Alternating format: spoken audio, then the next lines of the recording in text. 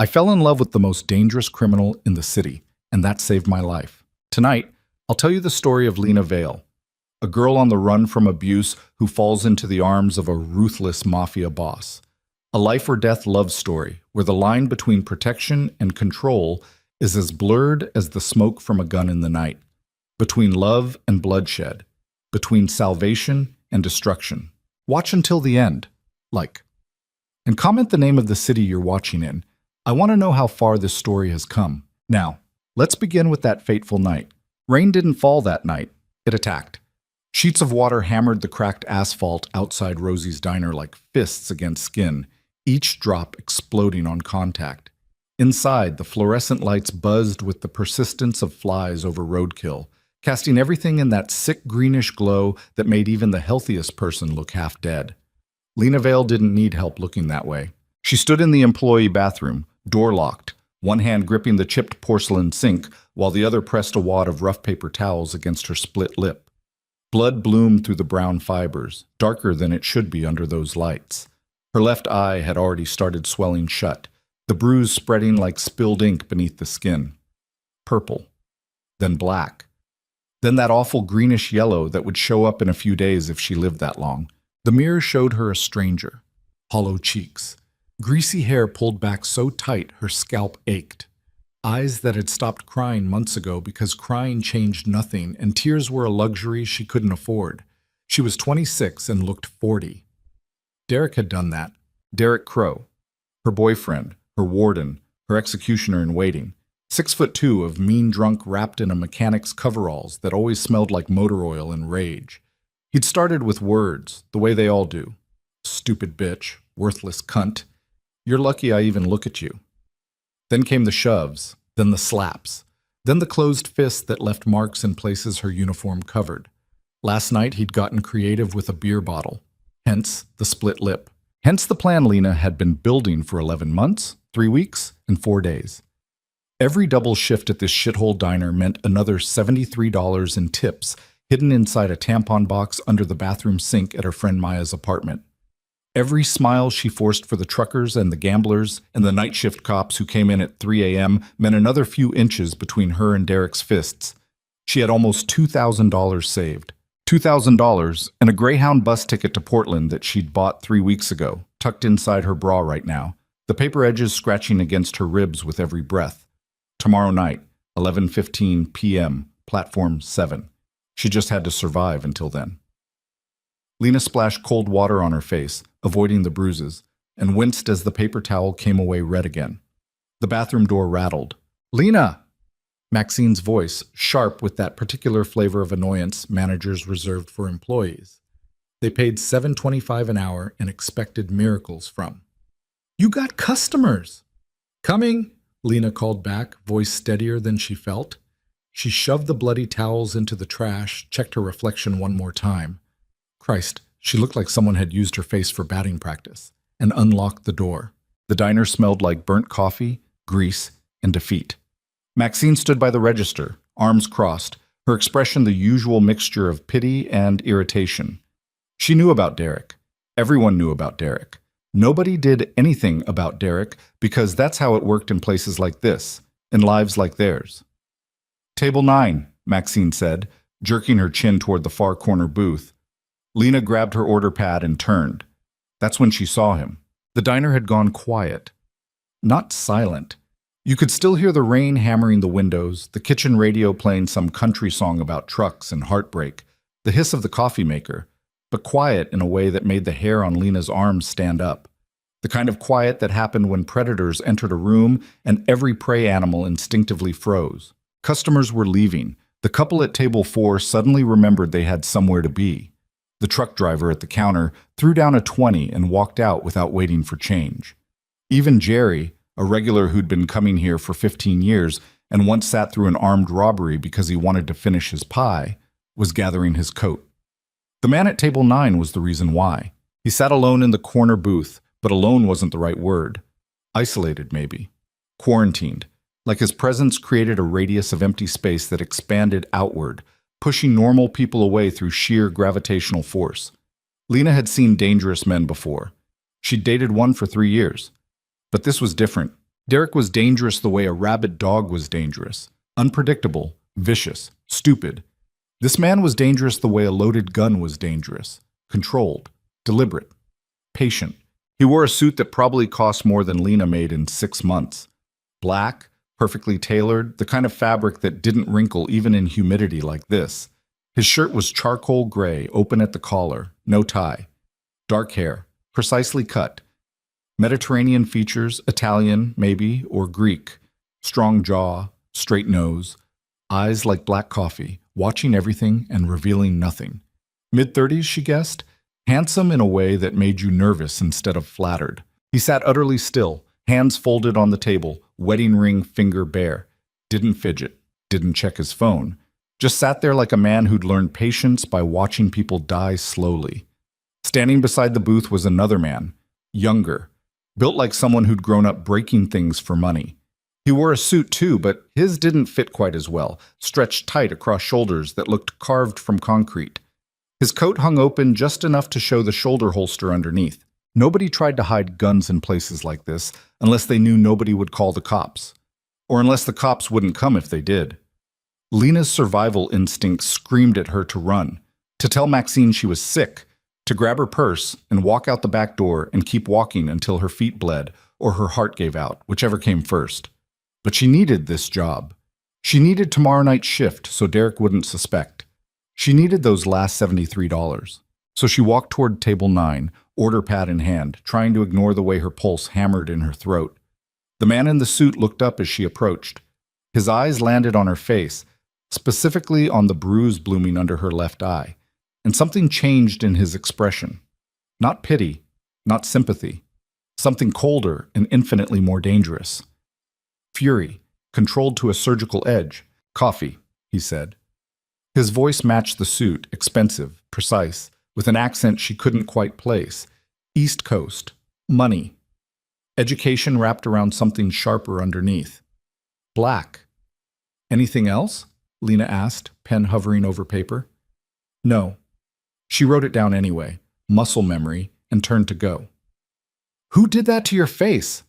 The question stopped her mid-step. She turned back slowly. The man was still watching her with those dark, unreadable eyes. The bodyguard, because that's clearly what he was, had shifted position slightly, angled now so he could watch both the front door and the kitchen entrance simultaneously. "Fell," Lena said automatically. "Try again." It wasn't a request. Lena felt something cold slide down her spine. This man wasn't asking because he cared. He was asking because he'd already decided to care, which was somehow worse. Derek had taught her that men who decided things about you without asking were the most dangerous kind. "It's nothing," she said. "It's not nothing. Look, mister, I don't know who you are, but Lucien Moretti." He said it the way other people said their social security number. Flat, matter of fact, like the name itself was identification enough. It should have meant nothing to Lena. It didn't, because even in her world, the world of double shifts and hidden tip money and bathroom mirrors that showed you exactly how small your life had become, even she had heard whispers about the Moretti family, about the man who controlled half the East Coast shipping ports, about the kind of power that made politicians nervous and police captains rich, about the kind of violence that happened in warehouses nobody talked about afterward. She was standing 3 feet away from a man who could have her killed with a phone call. Or worse, who could have Derek killed with a phone call. The thought should have terrified her. Instead, some broken part of her whispered, "Good." "I fell," Lena repeated, hating how her voice shook. Lucien studied her for another long moment. Then he nodded, once, and looked away. Conversation over. Dismissed. Lena walked to the coffee station on legs that barely held her weight. Her hands shook as she poured coffee into a clean mug, black, like he'd ordered, and she had to concentrate to keep from spilling it. When she returned to table 9, Lucien was on his phone, speaking rapid Italian in a voice too low for her to catch more than fragments. He ended the call as she set down the coffee. "Thank you," he said. Polite, courteous. Like they were people instead of what they actually were. A mob boss and a waitress who'd probably be dead in a ditch somewhere if Derek kept drinking the way he drank. Lena nodded and escaped back behind the counter. The next hour passed in a blur. The diner stayed mostly empty, Just a few regulars who either didn't know who Lucien Moretti was or didn't care. He sat in that corner booth, drinking his coffee, making occasional phone calls, existing like a black hole that bent reality around itself. And the whole time, Lena felt his eyes on her. Not in the way men usually looked at her. Not with hunger or contempt or that particular brand of ownership Derek had perfected. Lucien watched her the way a jeweler might watch a diamond with a crack running through it, assessing, calculating, deciding whether it was worth saving or whether the flaw ran too deep. By 9 p.m., Maxine had sent home everyone except Lena and the night cook. By 9:30, even the cook had disappeared into the back office to watch something on his phone, leaving Lena alone in the front. Lucien remained. At 10, he finally stood. The bodyguard straightened instantly, hand drifting toward his coat in a movement so practiced it was nearly invisible. But Lucien just walked to the register where Lena stood, pulled out a money clip, and peeled off $300 bills. "Coffee was $4, Lena said numbly. "I know." He set the bills on the counter and turned to leave, made it 3 steps before he stopped and looked back. "What's your name?" "Lena." "Lena." He tasted the syllables like wine. "Do you have somewhere safe to go tonight?" The question hit her like a slap, not because it was cruel, but because it was kind. And she'd learned to trust cruelty more than kindness. Cruelty was predictable. Kindness always wanted something. "I'm fine," she lied. Lucien's expression didn't change, but something in his eyes said he knew exactly what fine meant. The same thing it meant for every woman who'd ever said it with a bruise on her face and fear in her throat. "If that changes," he said quietly, "there's a phone number on the back of one of those bills. Use it." Then he was gone, the bodyguard trailing behind him like a shadow, and Lena was alone again with the rain and the fluorescent lights and the slow tick of the wall clock counting down to tomorrow night's bus.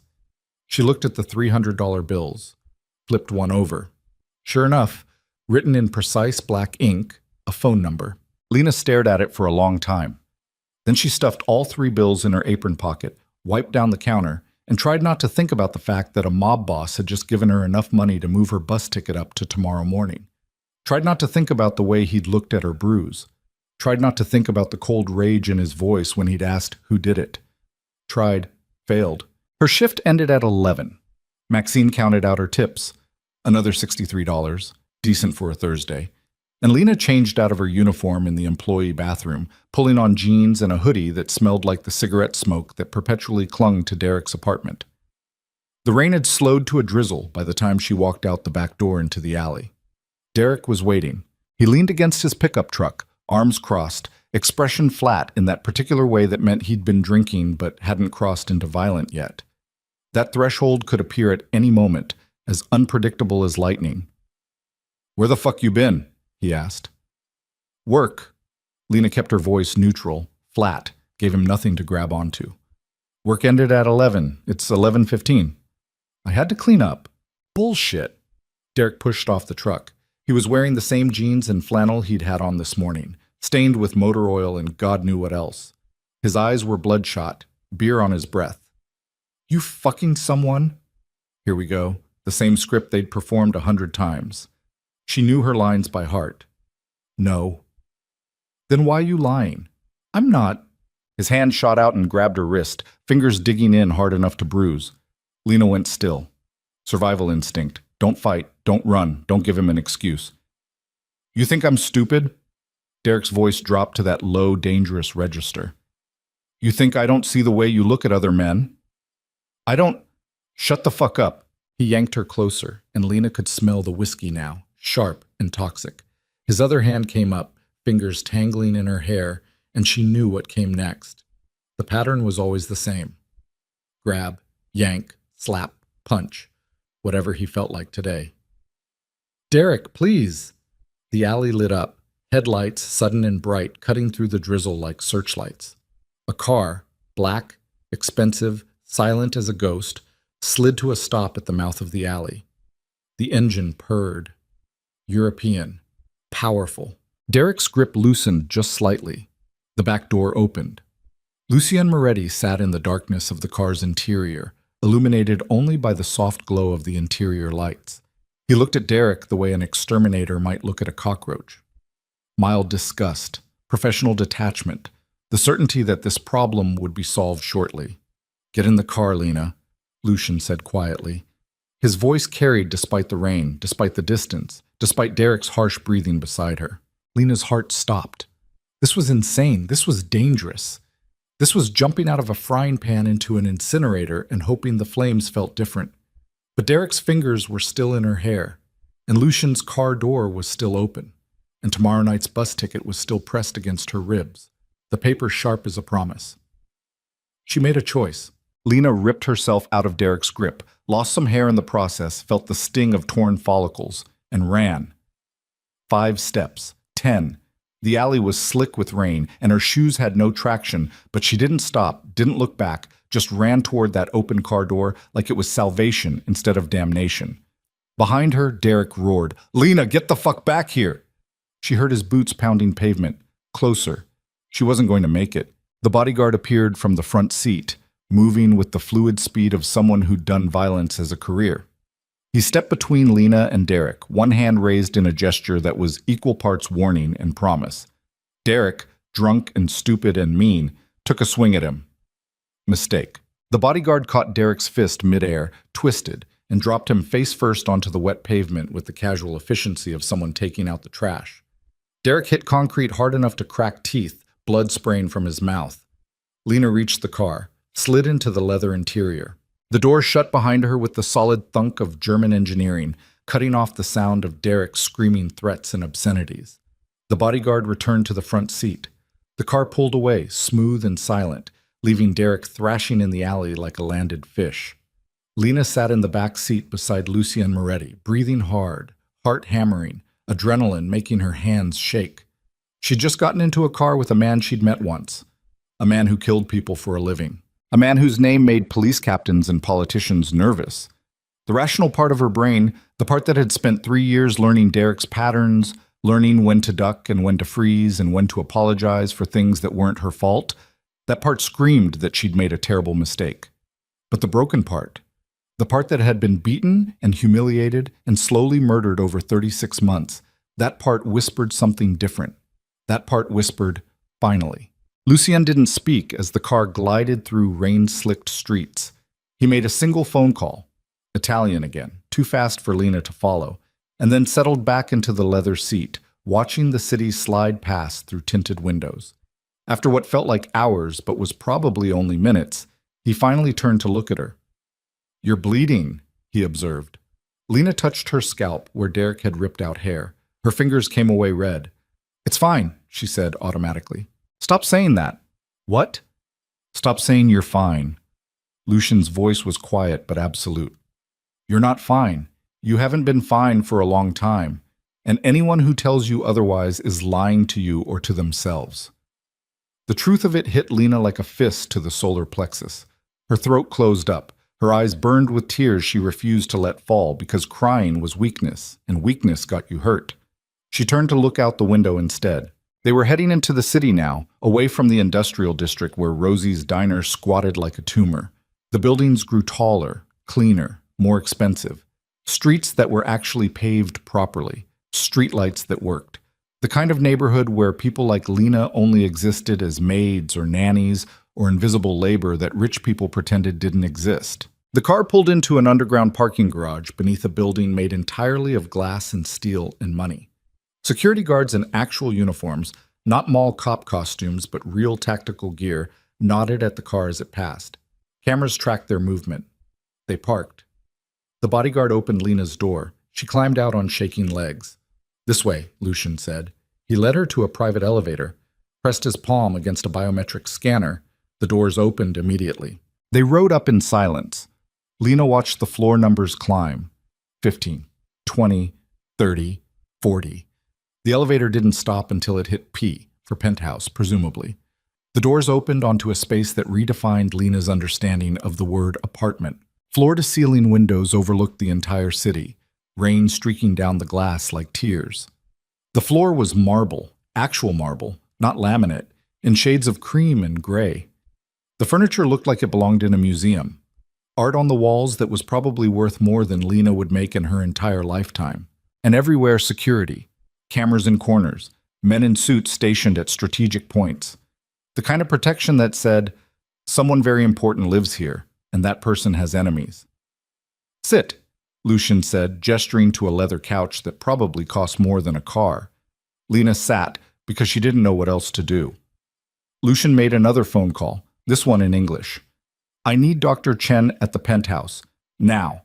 No, I don't care if he's with his family. Now. He ended the call and disappeared down a hallway, returning moments later with a first aid kit. I have a doctor coming, he said, setting the kit on the coffee table. But we'll take care of the immediate bleeding first. You don't have to... I know. He knelt in front of her. This man who ran a criminal empire knelt in front of a diner waitress and gently took her hand, examining the scrapes on her knuckles where she'd caught herself falling last night. His touch was careful, clinical, nothing like Derek's hands. Lena sat frozen while Lucian cleaned her wounds with antiseptic that stung like hell. He worked in silence, efficient and practiced, like he'd done this before. Given the life he led, he probably had. Why are you doing this? Lena finally asked. Lucian paused, gauze in hand, and looked up at her. His eyes were very dark, very serious. Because someone should have done it a long time ago, he said simply. Before Lena could respond, the elevator chimed. The doors opened to reveal a small Asian man carrying a medical bag, looking annoyed until he saw Lucian. Then his expression shifted to the careful neutrality of someone who knew exactly who signed his paychecks. Mr. Moretti, the doctor said. Dr. Chen, thank you for coming. Lucian stood, stepped back. Please examine Ms. Vale. I want a full report of her injuries. The doctor set down his bag and approached Lena with the practiced efficiency of someone who'd seen worse. Much worse. For the next 30 minutes, Lena submitted to an examination that was somehow more humiliating than any of Derek's beatings.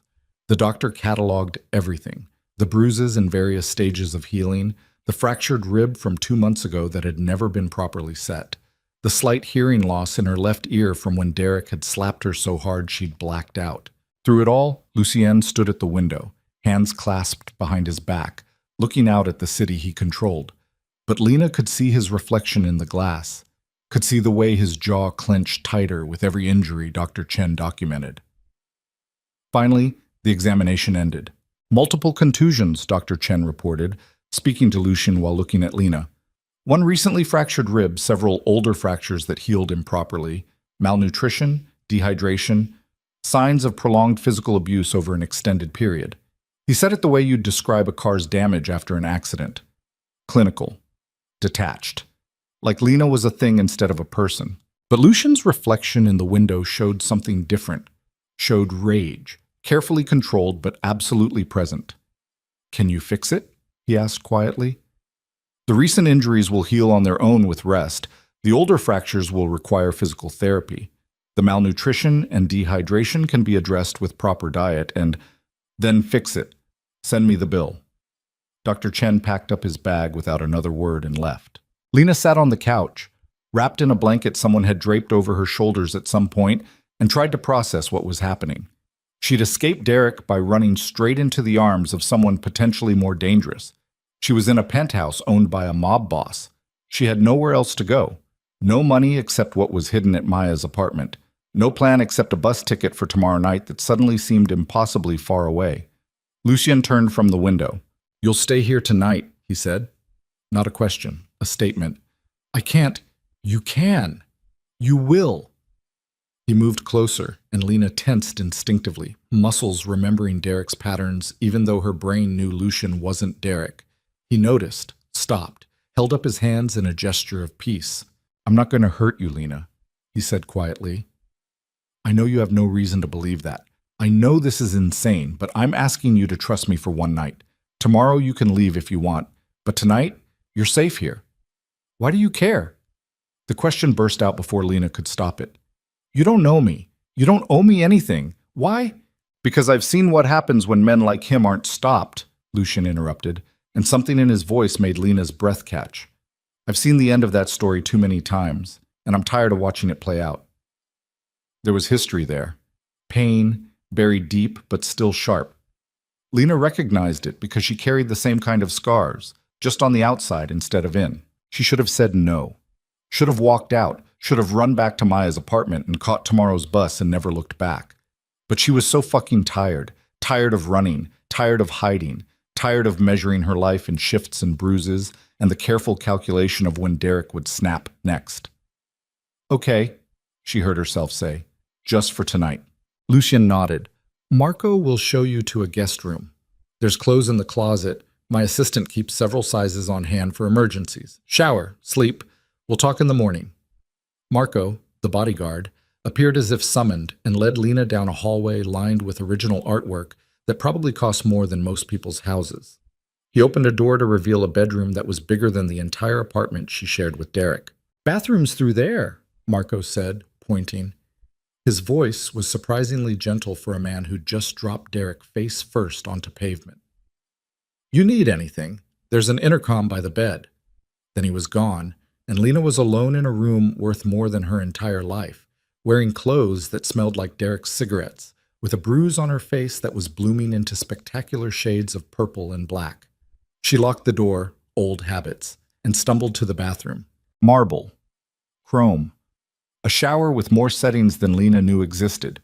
She stripped off her clothes like peeling away a dead skin, turned the water on as hot as it would go, and stepped under the spray. The water turned pink, then clear, washing away blood and sweat and the stink of the diner and Derek's apartment.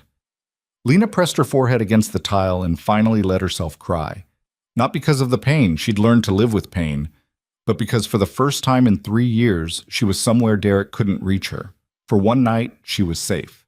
Even if that safety came wrapped in violence and criminal enterprise and a man whose name made people nervous. Even if she was probably making the biggest mistake of her life. For one night, she could breathe. Lena stayed in the shower until the water ran cold, then wrapped herself in a towel that was softer than any blanket she'd ever owned.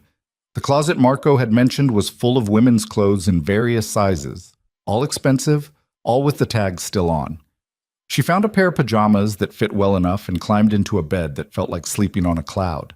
She should have stayed awake, should have planned her next move, should have figured out how to get to Maya's apartment and catch that bus tomorrow night. Instead, she fell asleep within minutes, dragged under by exhaustion and the first real sense of safety she'd felt in years. She didn't hear Lucien standing outside her door an hour later making phone calls in that low, dangerous voice. Didn't hear him give orders to find Derek Crow. Didn't hear the quiet fury in every syllable when he described exactly what would happen if Derek tried to find Lena. She just slept. And for the first time in 3 years, she didn't dream of fists and broken glass and the slow certainty of dying by degrees in a man's shadow. She dreamed of rain and city lights and a car door opening in an alley, offering a way out. She'd been too broken to believe existed. When Lena woke the next morning, sunlight streamed through floor-to-ceiling windows, and she could hear the city humming 40 stories below. For a moment, just one perfect, disoriented moment, she forgot where she was. Then memory crashed back. Derek, the alley, Lucien, the car, this penthouse. Lena sat up slowly, every muscle aching, and looked around the guest room in daylight. It was even more expensive than she'd realized. The art on the walls was original. The furniture was actual wood, not particle board. Even the carpet under her feet felt like walking on money. There was a knock at the door. Lena tensed.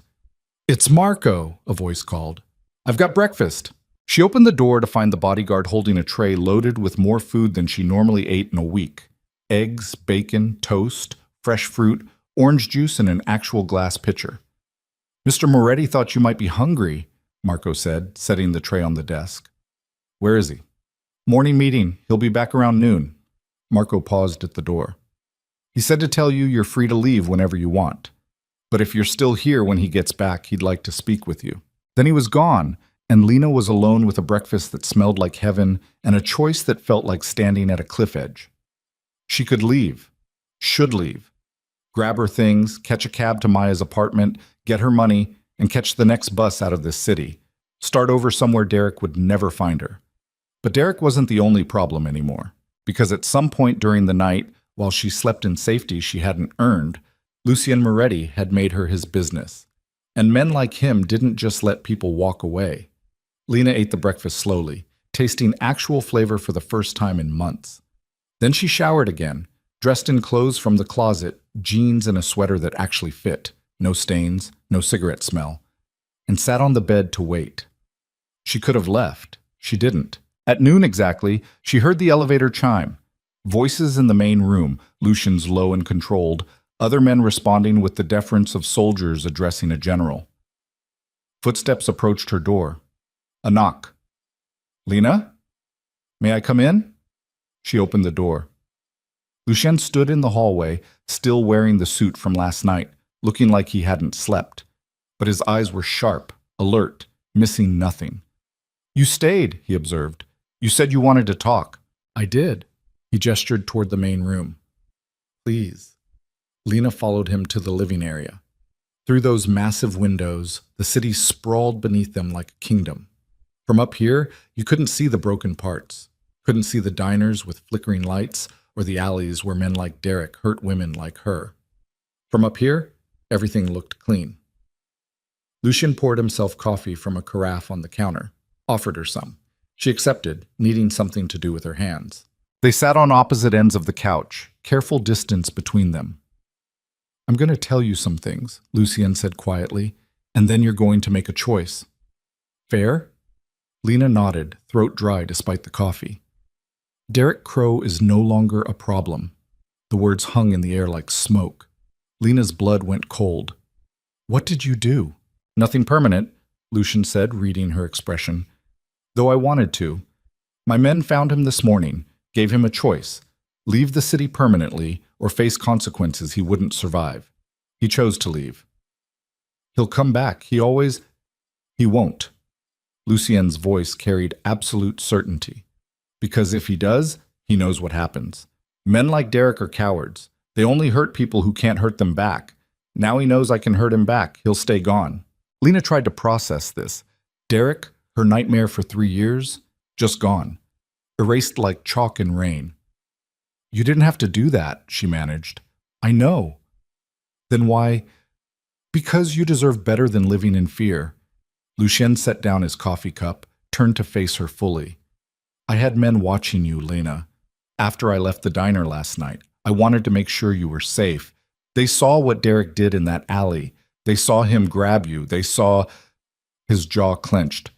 "They saw enough." "You had men watching me?" Lena's voice rose. That's surveillance. That's stalking." "Yes," Lucien agreed simply. "It is.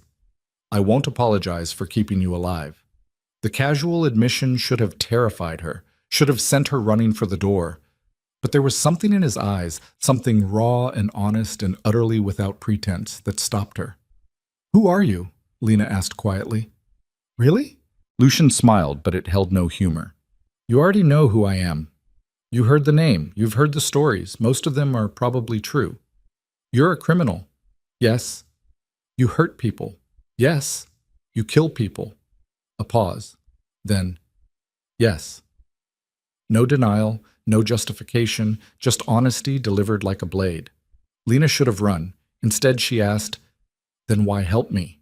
Lucien stood, walked to the window, hands clasped behind his back. For a long moment, he just stared out at the city, and Lena thought he might not answer. Then quietly, "I had a sister, younger than me. Her name was Sophia. When she was 23, she started dating a man who seemed perfect. Charming, successful, generous." His voice went flat, cold. "It took 6 months before he hit her the first time. She hid it, made excuses, the usual pattern. I didn't know until it was too late." Lena's breath caught. "They got into an argument one night. He shoved her. She fell, hit her head on a kitchen counter." Lucien's reflection in the window showed nothing. No emotion, just ice.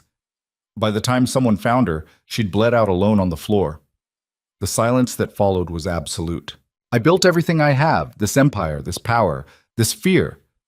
From that moment," Lucien continued, "so that no woman under my protection would ever die helpless and alone, so that men like him would know there are consequences." He turned to face her. "I can't save everyone, Lena, but I could save you. So I did." The truth of it settled in Lena's chest like a stone. This man, this killer, this criminal, this monster by most definitions, had saved her life because his sister's death had broken something fundamental in him. He was dangerous. He was violent. He was exactly the kind of man she should run from. But he'd also opened a car door in the rain and offered her a way out when nobody else had. "What happens now?" Lena asked. "That's your choice." Lucian moved closer but stopped a careful distance away, giving her space, giving her control. "You can leave. I'll give you money, enough to start over anywhere you want. New city, new identity if you need it. You'll never see me again. Or you stay. Not here. I'm not asking you to live in my penthouse like some kept woman, but I own a building downtown, good neighborhood, safe. I can set you up with an apartment, a job if you want. Protection, always. You rebuild your life. I stay out of it unless you need me." "Why would you do that?" "Because everyone deserves a second chance," Lucian said simply, "and you've earned yours." Lena stood, walked to the window, looked out at the city she'd spent 3 years trying to escape. From up here, it looked different, less like a prison, more like a possibility. She thought about Derek, gone like smoke. She thought about that bus ticket, still in her old jeans somewhere. She thought about Maya's apartment and the money hidden in a tampon box and the future she'd been planning, alone, afraid, always looking over her shoulder. And she thought about a man who'd looked at her bruises with fury instead of pity, who'd killed for his dead sister, who'd built an empire from grief and was offering Lena a piece of it for free. It was insane. It was dangerous. It was probably the worst decision she could make. "If I stay," Lena said slowly, not looking at him, "I want to be clear about something. I'm not your girlfriend. I'm not your anything. I'm just someone trying to start over." "Understood. And if you ever hurt me, I won't." "If you ever hurt me," Lena repeated, turning to face him, "I'll leave. And I'll make sure everyone knows exactly what kind of man you really are." Lucian held her gaze. "Fair." They stood there, killer and survivor, looking at each other across a chasm of violence and broken trust and desperate hope. Then Lena nodded, once, and felt the last 3 years fall away like dead skin. "Okay," she said, "I'll stay." Lucian's expression didn't change, but something in his eyes shifted. Relief, maybe, or satisfaction, or something else Lena couldn't name. "I'll make the arrangements," he said. He pulled out his phone, made a call, spoke rapidly in Italian. While he talked, Lena looked out the window at the city that was no longer her prison. She'd just made a deal with the devil. But maybe that's what it took to escape hell. Behind her, Lucian ended his call and said something that made her blood freeze. "There's one more thing you should know." Lena turned. Lucian's expression was carefully neutral, too neutral. "Derek isn't the only one who knows about you now," he said quietly. "When my men moved on him this morning, they were seen by people who work for people who have problems with me, which means—" The elevator chimed. Marco appeared, moving fast, hand inside his coat. "Sir, we have a situation. The Vescari family just made contact. They're asking questions about the girl." Lucien's expression went cold as a winter lake, and Lena realized with crystal clarity that escaping Derek had been the easy part. The real danger was just beginning. The word Vescari landed in the penthouse like a grenade with the pin pulled. Lena watched Lucien's face transform. One moment he was the man who'd offered her safety, careful and controlled. The next, he was something else entirely, something carved from ice and old violence, eyes gone flat and lethal as a shark's. "How many?" Lucien asked Marco, voice empty of everything except cold calculation. 3 contacts in the last hour. First was indirect, one of their street captains asking questions at a bar your guys frequent. Second was more direct, phone call to the office, asking about the woman who got into your car last night. Third just came in 2 minutes ago. Marco's jaw tightened. "They mentioned her by name, boss. They know it's Lena." The air in the room changed. Lena felt it like pressure dropping before a storm, that electric charge that made her skin prickle with animal awareness that something terrible was coming. "Lock it down," Lucien said. "Full protocol. Nobody in or out without my authorization. Get Antonio and his team to the building. I want eyes on every entrance, every stairwell, every—" "What the hell is happening?" Lena interrupted, voice shaking. "Who are the Vescari? Why do they care about me?" Lucien turned to her, and for the first time since she'd met him, she saw something that might have been regret flicker across his face. "The Vescari family runs everything I don't control on the East Coast," he said flatly. "Drugs, weapons, human trafficking, the things I won't touch. We've had a truce for 5 years. Tense, but stable. They stay out of my territory. I stay out of theirs. So what's the problem? The problem is that truce depends on both sides appearing equally strong. No weakness. No vulnerability. Lucien moved to the window, looked down at the city like a general surveying a battlefield. When I pulled you into my car last night, I did it in public, in front of witnesses. Some of those witnesses work for the Viscari. Understanding hit Lena like cold water. They think I make you weak. They think you make me care, Lucien corrected, which in their world is the same thing. Men like Matteo Viscari, he runs their family now. They don't understand protection without ownership, love without possession. They see me helping you and think it means I've gone soft. And if I'm soft, they'll test you, Marco finished grimly. Lena's legs felt weak. She sat down hard on the couch, mind racing. 24 hours ago, her biggest problem had been hiding tip money from Derek and avoiding his fists. Now she was apparently a chess piece in some mob war she didn't understand. This is insane, she said. I'm nobody. I'm a waitress from a shitty diner. Why would they? Because they can, Lucien interrupted. Because testing me through you is safer than testing me directly.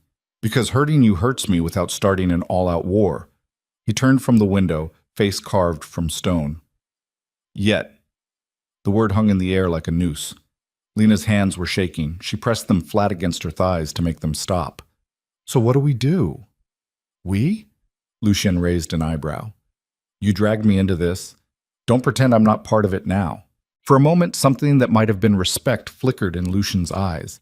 Then it was gone, replaced by that cold practicality that probably kept him alive in a world where most people died young and violent. Marco takes you to a safe house, Lucien said, somewhere the Viscari don't know about. You stay there until this blows over. How long? However long it takes. Days, weeks, months. Lena stood up, anger burning through the fear. I just escaped one prison. I'm not walking into another one. This isn't a prison, it's protection. It's the same fucking thing. The words burst out louder than she intended. You think I don't know what safe house means? It means locked doors and armed guards and waiting while men I don't know decide my future. It means being a thing instead of a person. Again. Lucien's expression didn't change, but something in his posture shifted. What do you want me to say, Lena? That this is fair? It's not. That you have a choice? You don't. Not anymore. Not since you got in my car. Then I shouldn't have gotten in your fucking car. The words came out sharp as broken glass, cutting both of them. Lena saw Lucien flinch. Actually flinch, just a micro-expression that flickered across his face before the mask came back down. No, he agreed quietly. You probably shouldn't have. The admission sucked the air out of her anger. Lena sank back onto the couch, head in her hands. Her scalp still ached where Derek had ripped out hair. Her ribs still hurt from fractures that had healed wrong. And now she was trapped in a penthouse 40 stories up, while criminals with Italian names decided whether she was worth killing to make a point. I need air, she said. You can't leave. I need air, Lucien. She looked up at him, and whatever he saw in her face made him stop talking. I need 5 minutes where I'm not running or hiding or being protected. 5 minutes where I can just breathe. Lucien studied her for a long moment. Then he nodded at Marco. Take her to the roof garden. Stay with her. Don't let her out of your sight. Marco gestured toward a different hallway, and Lena followed him through the penthouse to a door that opened onto a stairwell. They climbed one flight to an access door that led outside. The roof garden was impossible. An acre of green space 41 stories above concrete and traffic, surrounded by glass walls that probably cost more than most houses. Trees grew in massive planters, their roots fed by irrigation systems that whispered like rain. Flowers Lena couldn't name bloomed in careful rows. A small pond held koi fish that moved like liquid gold beneath lily pads. It was beautiful and artificial, and completely disconnected from the real world below. Lena walked to the edge, looked through the glass at the city sprawling in every direction. From here she could see the industrial district where Rosie's diner squatted, could see the neighborhood where she'd shared a studio apartment with Derek, counting bruises and hiding money, and planning an escape that had worked in the worst possible way. It's a lot to process, Marco said behind her. Lena laughed, brittle and sharp. That's one way to put it. For what it's worth, the boss really is trying to help you. By making me a target? By giving you options Derek never did. Marco moved to stand beside her, close enough to intervene if she tried something stupid, far enough to give her space. You don't know what he's like when someone hurts a woman under his protection. I've worked for him 8 years. I've seen him let business deals collapse, let money walk away, let enemies gain ground, all because protecting someone mattered more. Why? Lena asked. What makes him like this? Marco was quiet for a moment. When he spoke, his voice was careful. That's his story to tell. But I'll say this. Whatever happened to make him this way, it broke something in him that never healed right. Some people get broken and they shatter. He got broken and turned into a weapon. A weapon. That fit. Lucien Moretti was violence wrapped in expensive suits and careful control, pointed at anyone who threatened the things he'd decided to protect, and Lena had just become one of those things. What if I leave? She asked. What if I just walk out of here, get on a bus, disappear? Would they follow me? The Viscari? Marco considered. Probably not. You're only valuable as leverage against the boss. If you're gone, you're irrelevant. Then maybe I should... But the boss would follow you, Marco interrupted. Not to drag you back, just to make sure you're safe. He'd have people watching you forever, making sure Derek never came back, making sure nobody else hurt you. You'd never see them, but they'd always be there. The idea should have terrified her. Instead, some broken part of Lena whispered, at least someone would care. They stood in silence for a while, watching the city breathe beneath them. Traffic moved like blood through veins. People the size of ants hurried along sidewalks, each one carrying their own disasters and desperate hopes. Lena's phone buzzed in her pocket. She'd forgotten she had it. The cheap prepaid she'd bought 6 months ago, specifically so Derek couldn't track it, hidden in her uniform pocket through last night's chaos. She pulled it out, looked at the screen. 7 missed calls from Maya. 3 voicemails. Lena's stomach dropped. Maya, her only friend. The woman who'd hidden tip money in her bathroom and asked no questions when Lena showed up with new bruises every week. She'd planned to call her this morning, explain she was okay, figure out how to get the money from the tampon box. She'd forgotten completely. Marco was watching her. Someone important? My friend. She's probably terrified. Lena started to dial, then stopped. Can they track this? The Viscari? If they're looking, yeah, phone signal's basically a beacon. Marco pulled out his own phone. Use mine. It's encrypted, but keep it short. Lena took the phone, dialed Maya's number from memory. It rang once before Maya answered. Who the fuck is this? Maya, it's Lena. Bup. Lena? Jesus Christ, where are you? I've been calling all night. Derek showed up at my apartment at 6 a.m. looking like someone beat the shit out of him, screaming about you and some car, and are you okay? The concern in Maya's voice cracked something in Lena's chest. I'm okay. I'm safe. Safe where? Derek said you got into a car with some guy, that you just left him in an alley. Derek's a lying piece of shit who beat me bloody 3 times a week, Lena snapped. I got away from him. That's all you need to know. Silence on the other end. Then quieter. Lena, what did you do? I survived. Same thing I've been doing for 3 years. Derek's gone, Maya said. He came to my place, tore it apart looking for money he said you stole, which I'm guessing was your tip stash, and then he just left. Packed his truck and drove away like the devil was chasing him. What the hell happened? Lena glanced at Marco, who was politely pretending not to listen. Someone convinced him leaving was healthier than staying. Someone. Maya's voice went flat. The guy from the car? Yeah. Lena, who is he? Someone who helped me when nobody else would. That's not an answer. It's the only one I've got right now. Lena pressed her forehead against the cool glass, watching her breath fog the surface. I need you to do something for me. What? The money I hid in your bathroom. Derek found it. Took every dollar. I tried to stop him, but he... Maya's voice cracked. He hit me, Lena, split my lip, said it was payment for hiding his property. Rage flooded through Lena, hot and immediate. Derek, still hurting people even in retreat, still poisoning everything he touched. I'm sorry, Lena managed. I'm so fucking sorry. Not your fault. He's an animal. Maya took a shaky breath. But that money's gone, and I gotta ask, are you in trouble? Like, real trouble? Lena looked around the roof garden with its impossible trees and million-dollar view, thought about the men with guns standing between her and every exit, thought about the Vescari family asking questions, and Lucien's cold certainty that she'd made him vulnerable. I don't know, she said honestly. Maybe. Probably. Yeah. Then get out. Whatever this is, whoever this guy is, just run. I've got some money saved. I can wire you. No. The word came out harder than Lena intended. No, Maya.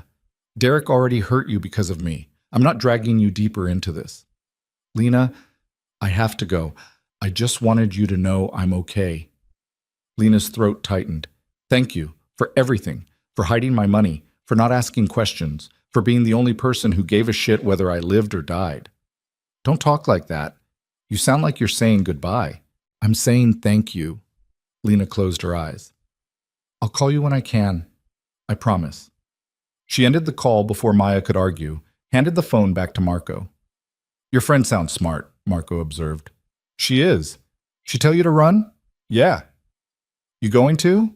Lena looked out at the city one more time, then turned away from the glass. Where would I go that Lucian wouldn't follow? Where would I go that the Vescari wouldn't find me if they really wanted to? I'm already in this. Running just means being alone when it catches up. Marco smiled slightly. Boss is right about you. What did he say? That you're tougher than you look. They went back inside.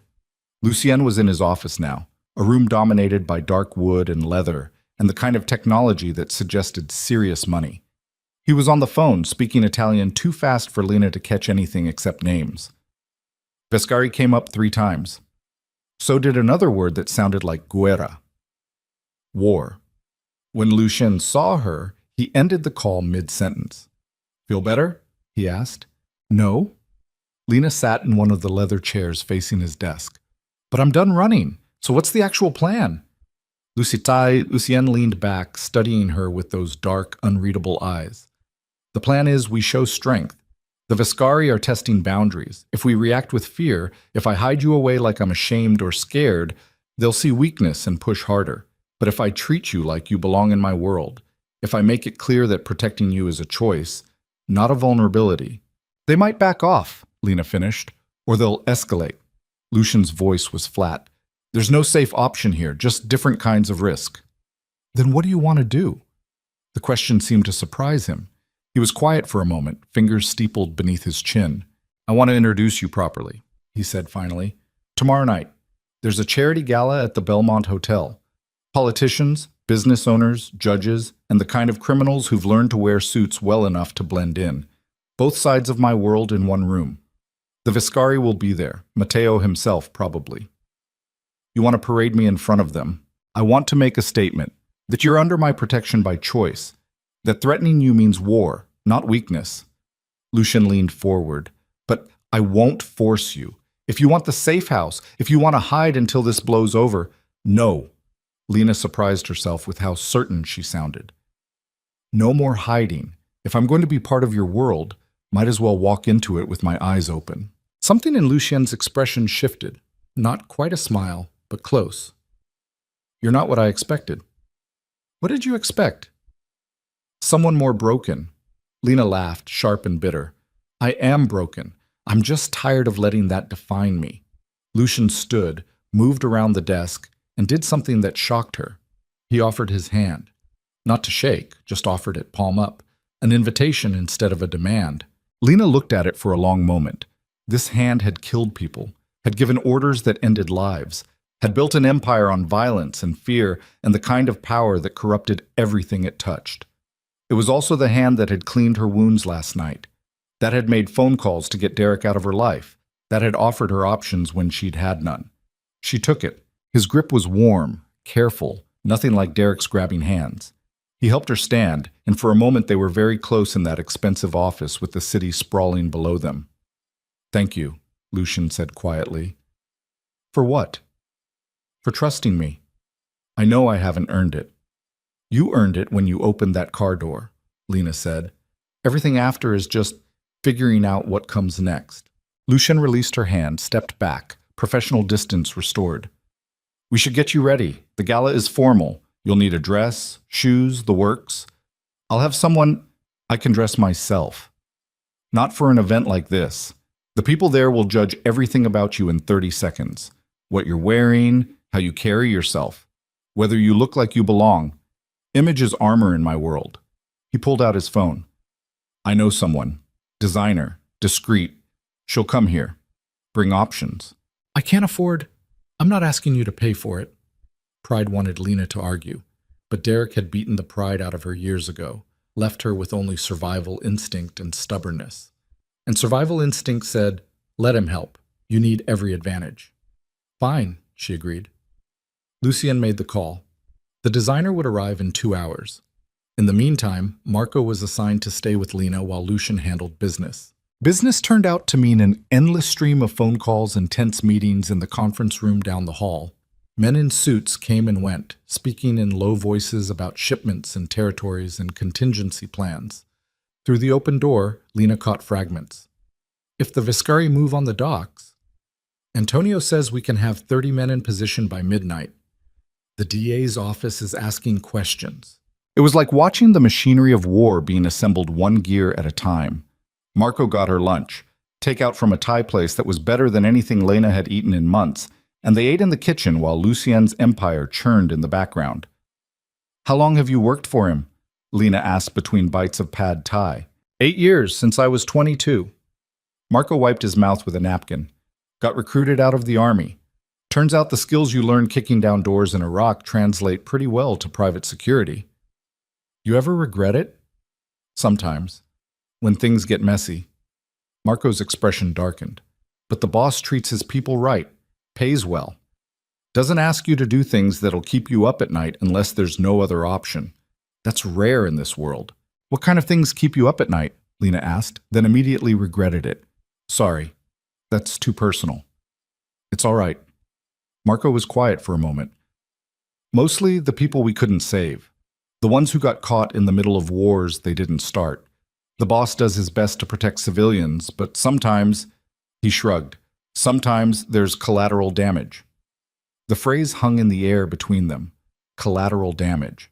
A clinical term for broken bodies and ruined lives. Lena was about to ask more when the elevator chimed.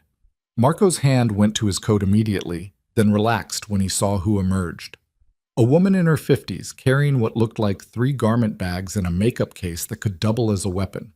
She had severe black hair, excellent posture, and the kind of confidence that came from knowing exactly how good she was at her job. You must be Lena, she said, Italian accent coloring her English. I'm Francesca. Mr. Moretti says you need to look dangerous tomorrow night. Let's see what we're working with. The next 3 hours were a blur of fabric and harsh assessments. Francesca had Lena try on 12 different dresses, rejecting 11 immediately. Too soft. Too sweet. Too apologetic. She circled Lena like a predator, pinning fabric, marking hems, muttering in Italian about bone structure and the language of clothing. You've been hurt, Francesca observed, fingers tracing the fading bruises on Lena's ribs. Yeah, good. We'll use it. Francesca selected a dress from her collection, deep red, almost blood-colored, with a neckline that showed collarbones and a slit that revealed Lena's legs up to mid-thigh. This one. It says you've seen violence and survived, that you're not afraid of blood. I am afraid, Lena admitted. Then you lie with clothing. That's what fashion is, armor that looks like art. Francesca helped her into the dress, zipped it up, stepped back. Look. Lena turned to the mirror and barely recognized herself. The woman looking back was sleek and dangerous, bruises hidden by makeup, scars transformed into a story instead of shame. The red dress didn't make her look soft or pretty. It made her look like she'd walked through fire and come out forged instead of broken. This is you tomorrow, Francesca said. A woman who belongs next to Lucien Moretti. Not because he owns you, but because you chose to stand there. Understand? Lena nodded, throat tight. By the time Francesca left, with promises to return tomorrow with shoes and jewelry and final adjustments, it was evening. The city outside had transformed into a grid of lights, beautiful and heartless. Lucien emerged from his office looking exhausted. He'd shed his jacket, loosened his tie. For the first time, he looked almost human instead of carefully constructed. "How did it go?" he asked. "Your designer is terrifying. Francesca's the best. If she approved a dress, you'll be perfect." He poured himself scotch from a crystal decanter, offered Lena some. She accepted. They sat in the living room as night settled over the city, drinking expensive alcohol that tasted like smoke and honey. "Tell me about the Viscari," Lena said. Lucien was quiet for a long moment, swirling scotch in his glass. "What do you want to know?" "Everything. If I'm walking into their territory tomorrow, I should know who I'm dealing with." "Fair." Lucien took a drink, collected his thoughts. The Viscari family has run organized crime in this city for 3 generations. Started with Salvatore Viscari in the 50s, bootlegging, gambling, protection rackets. His son Marco expanded into drugs and weapons in the 80s. Now it's Matteo, Marco's son. He's different from his grandfather and father. Different how? Crueler. Less interested in business, more interested in power for its own sake. His father had rules: no kids, no civilians, keep the violence contained. Matteo sees rules as weakness. Lucien's jaw tightened. 3 years ago, during a territorial dispute, Matteo burned down an apartment building to send a message. 14 people died. 6 of them were children. Lena's stomach turned. And he's still walking around free? Money and connections can buy a lot of justice. Or the absence of it. Lucien's voice was flat. The police know he did it. The DA knows. Everyone knows. Nobody can prove it. The witnesses who survived suddenly couldn't remember anything. The evidence disappeared. That's how power works in this city. And you're just okay with that? No. The word came out hard. But going to war with the Viscari over something I can't prosecute would have killed hundreds more. Sometimes you choose the lesser evil. That's a shitty choice. Welcome to my world. They drank in silence for a while. Outside, sirens wailed somewhere in the distance, police or ambulance, the soundtrack of urban decay. "Can I ask you something?" Lena said finally. "Always. Why don't you do what they do? The drugs, the trafficking, all of it. Marco said you won't touch that stuff. Why?" Lucien was quiet for so long Lena thought he wasn't going to answer. When he finally spoke, his voice was distant, like he was remembering something from far away. "My sister, the one I told you about, she got addicted to OxyContin after a car accident. Started with a legitimate prescription. Ended with her buying pills from street dealers because the prescription ran out and the pain didn't. By the time her boyfriend killed her, she was so deep in that addiction she could barely function." He stared into his scotch like it held answers. "I watched pharmaceuticals destroy her before violence finished the job. So no, I don't traffic in the things that destroy people from the inside out. I'm many things, Lena, but I'm not that." The honesty of it hit Lena like a physical force.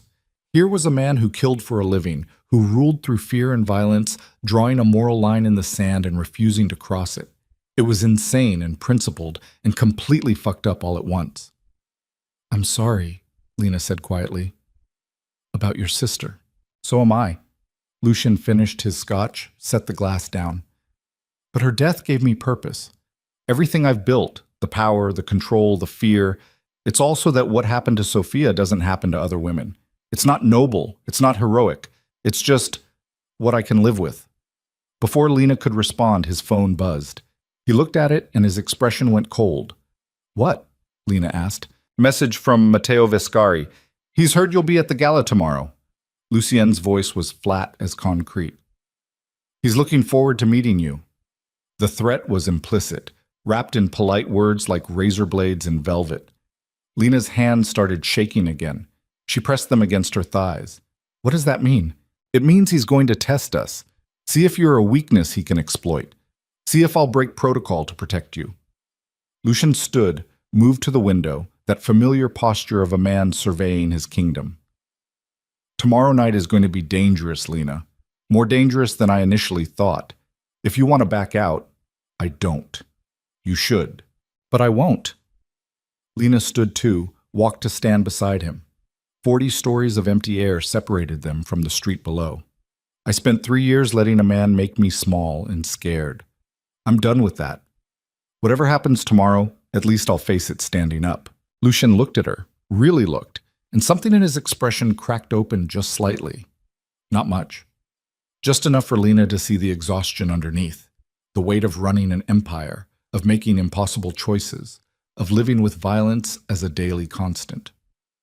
You're either very brave or very stupid, he said. Probably both. That almost made him smile. Almost. They stood at the window as the city breathed below them, two broken people trying to figure out how to survive in a world that specialized in breaking people further. Tomorrow, Lena would walk into a room full of criminals and politicians and pretend she belonged. Tomorrow, Matteo Viscari would test whether she was Lucian's weakness. Tomorrow, everything would change. But tonight, in the quiet darkness of a penthouse fortress, Lena allowed herself one moment of peace. One moment where she wasn't running or hiding or calculating the angles of survival. One moment where she was just a woman who'd escaped hell, standing next to a man who'd offered her a hand up. Even if that hand was stained with blood. Even if tomorrow might kill them both. The night passed slowly. Lucian made more phone calls, gave more orders. Antonio, the head of security, arrived around midnight with blueprints of the Belmont Hotel, and they spent 2 hours planning exit routes and defensive positions like they were planning a military operation instead of attending a charity gala. Lena watched from this couch, slowly understanding that this was Lucian's world. Constant vigilance, constant preparation, treating every social event like a potential battlefield because in his life, they often were. Around 2 a.m., exhaustion finally dragged her under. She retreated to the guest room, took another shower, old habits, washing away the day's tension, and crawled into that expensive bed that still felt surreal. Sleep came in fragments. Dreams of Derek's fists bleeding into visions of men in suits with guns. Of her mother's funeral when she was 16, standing alone in the rain because there was nobody else left. Of Maya's voice on the phone, "Get out, just run." But running didn't work anymore. She'd run her whole life, from foster homes, from bad relationships, from herself. And it had led her exactly here, to a penthouse owned by a criminal, preparing to walk into danger with her eyes open because hiding hadn't saved her. Maybe nothing would save her. Maybe salvation wasn't the point. Maybe surviving with dignity was enough.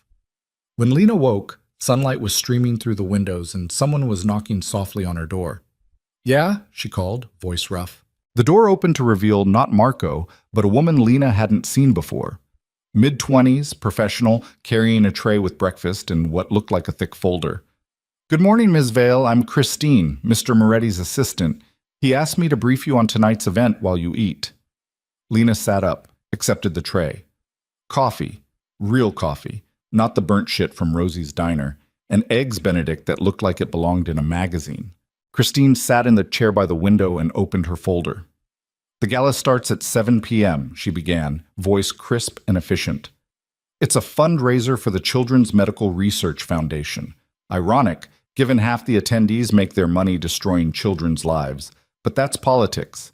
You'll arrive with Mr. Moretti at 7:30. Fashionably late establishes status." "Okay," Lena said, eating eggs that tasted like heaven. "There will be approximately 300 guests. The Viscari family will have a table near the stage. Also status positioning. You'll be seated with Mr. Moretti, Antonio, and several business associates who serve as additional security." Christine flipped through papers.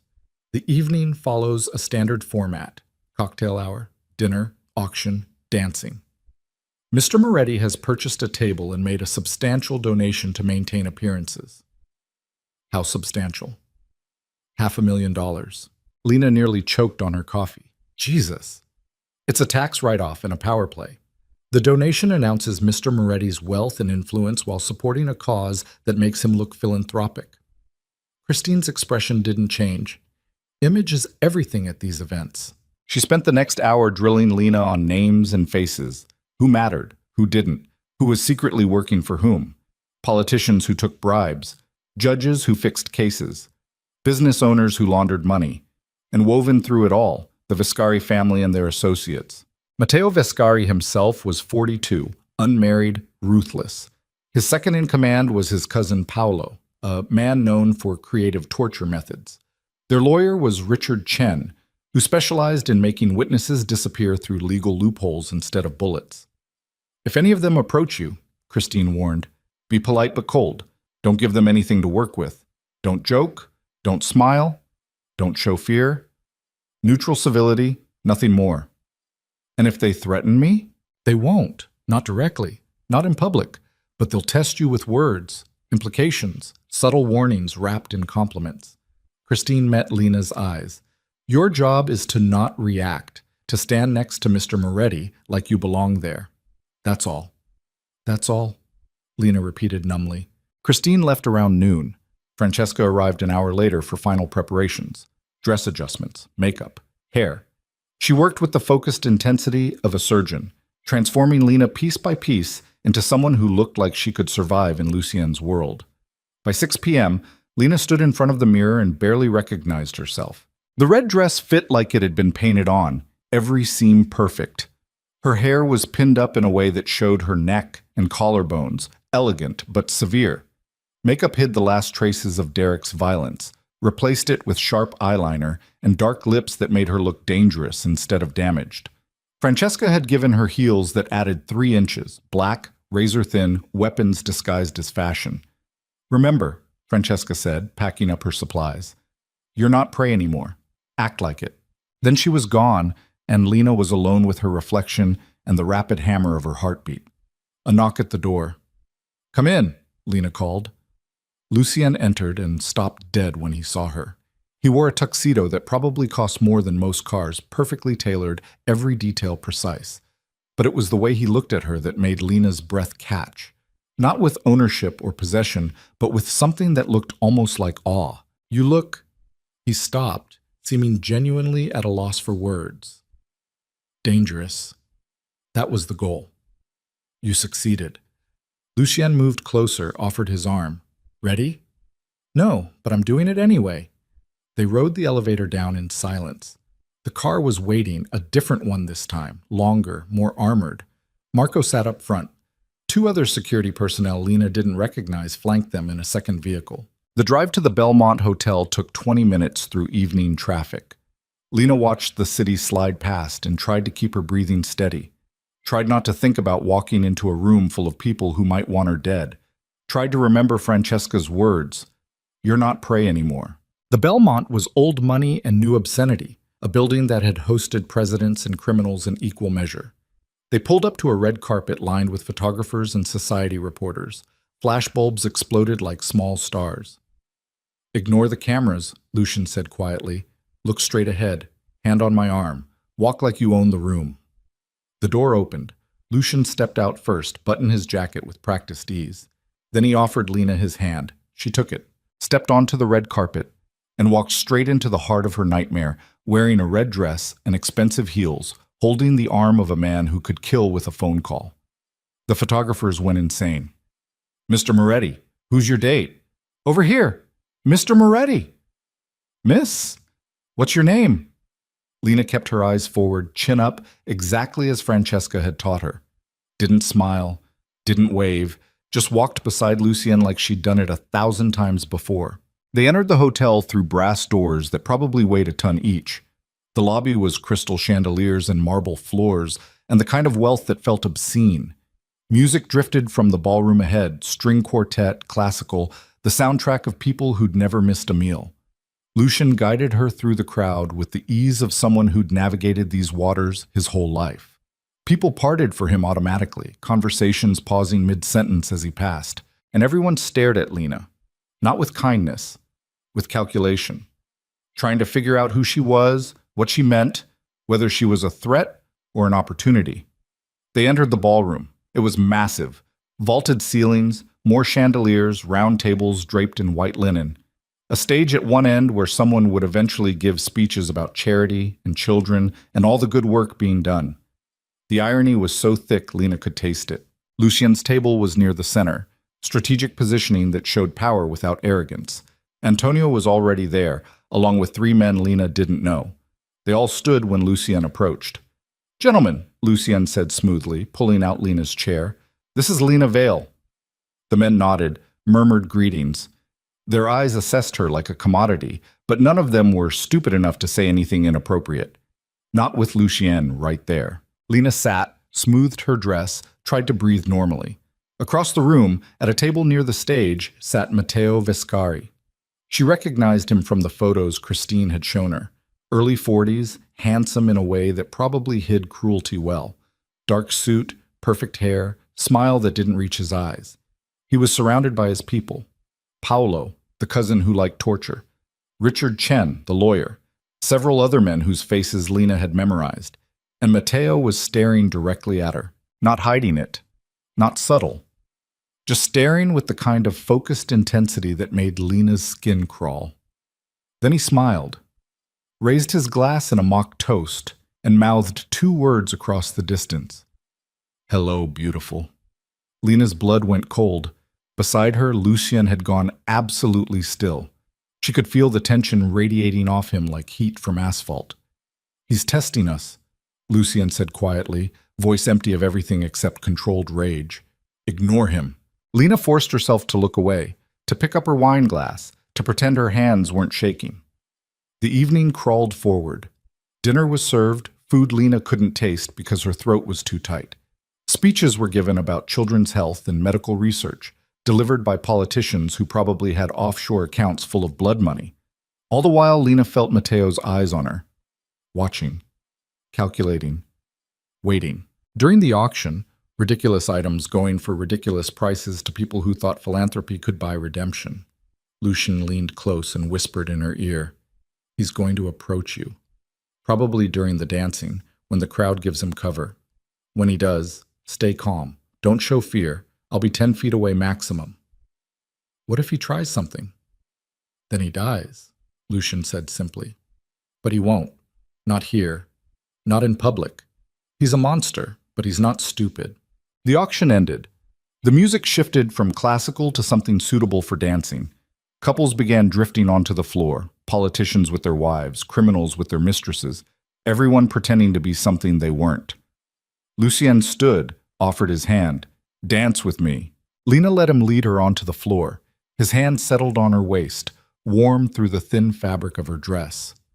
Her hand rested on his shoulder. They moved together smoothly. He was a good dancer, practiced and confident. "You're doing well," Lucien murmured. "I'm terrified." "Good. Fear keeps you sharp. Just don't show it." They turned slowly, and Lena saw Matteo Vescari cutting across the dance floor, heading straight for them, her heart hammered against her ribs. Matteo arrived with that smile still plastered across his face. "Lucien, lovely evening, isn't it?" "Matteo." Lucien's voice could have frozen nitrogen. "Aren't you going to introduce me to your companion?" Matteo's eyes slid to Lena, and something in that gaze made her feel dirty. "Lena Vale," Lucien said flatly. "Lena, this is Matteo Vescari." "Charmed." Matteo reached for her hand. Lena pulled back slightly, instinctive, before she could stop herself. Matteo's smile widened. "Shy. How refreshing. Most women in Lucien's orbit are so bold." "Lena's not in my orbit," Lucien said, voice sharp as a blade. "She's here by choice." "Of course she is." Matteo's eyes never left Lena. "Tell me, Ms. Vale, what does a woman like you see in a man like Lucien? The power? The money? Or do you just have a thing for dangerous men?" The question was designed to humiliate, to make Lena feel small. She thought about Derek, about 3 years of being made small. She thought about Francesca's words, "You're not prey anymore." Lena met Matteo's eyes directly, kept her voice level. "I see someone who keeps his promises. I imagine that's a foreign concept in your world." For just a second, Matteo's smile faltered.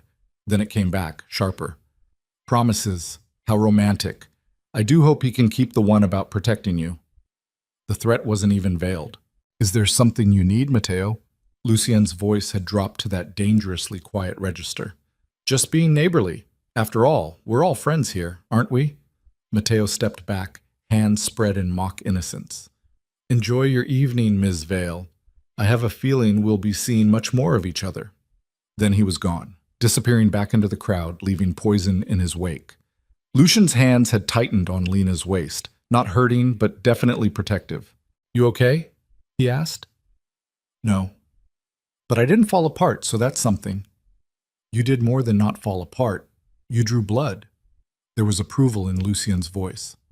That comment about keeping promises, he felt that. Good. Lena's legs were shaking.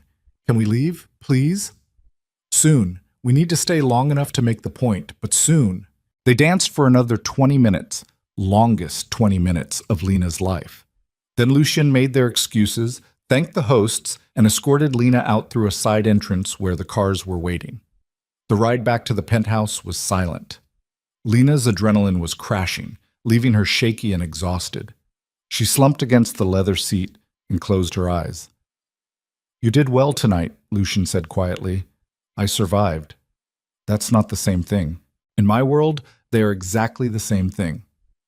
Back at the penthouse, Lena kicked off the expensive heels and collapsed onto the couch, dress and all. Every muscle ached. Her jaw hurt from clenching it all evening. Lucien poured her scotch without asking. She drank it gratefully.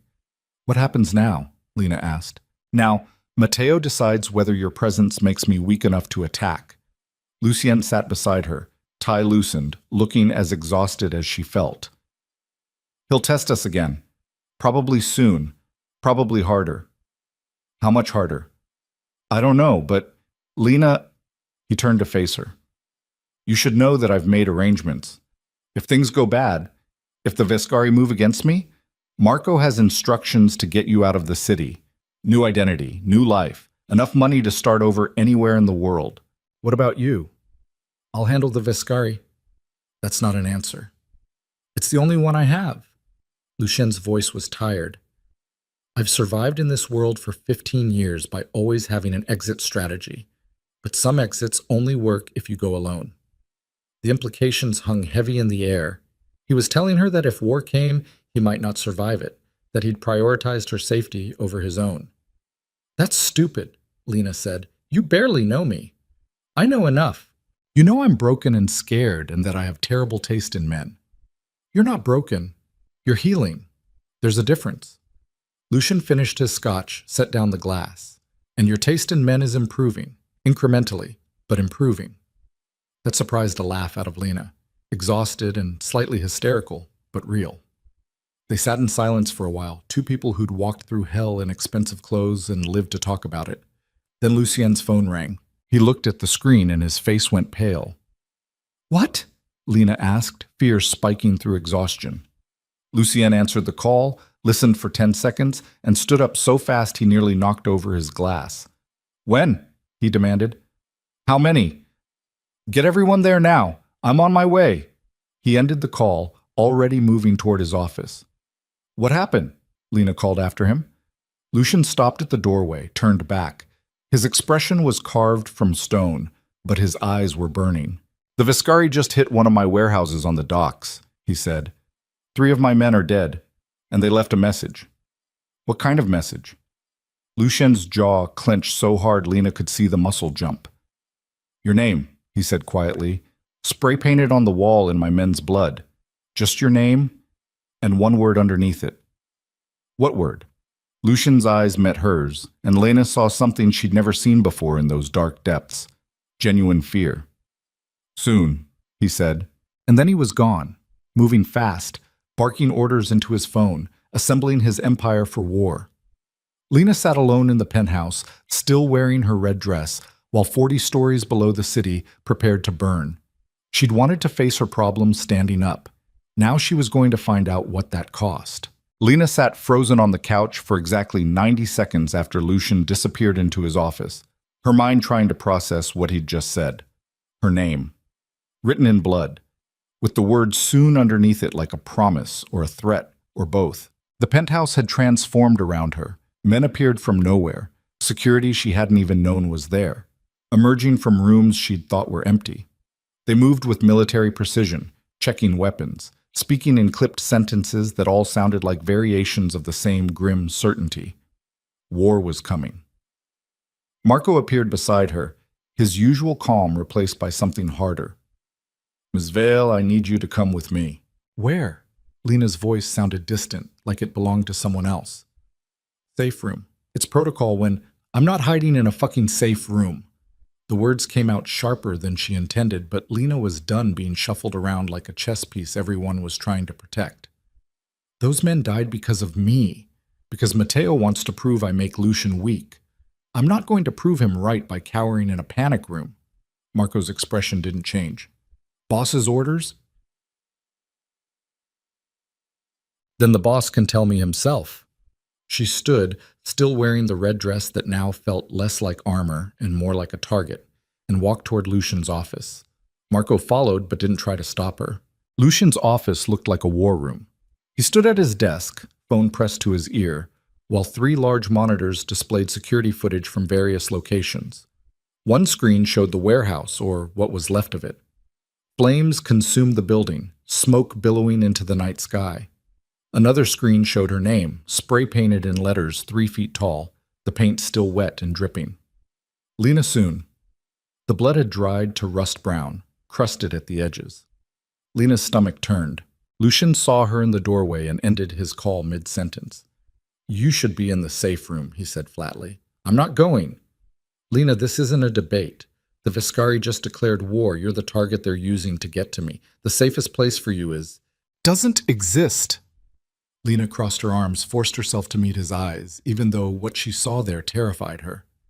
You said it yourself. They know about me now. Hiding won't change that. All it does is make me feel helpless, and I've had enough of feeling helpless to last a lifetime.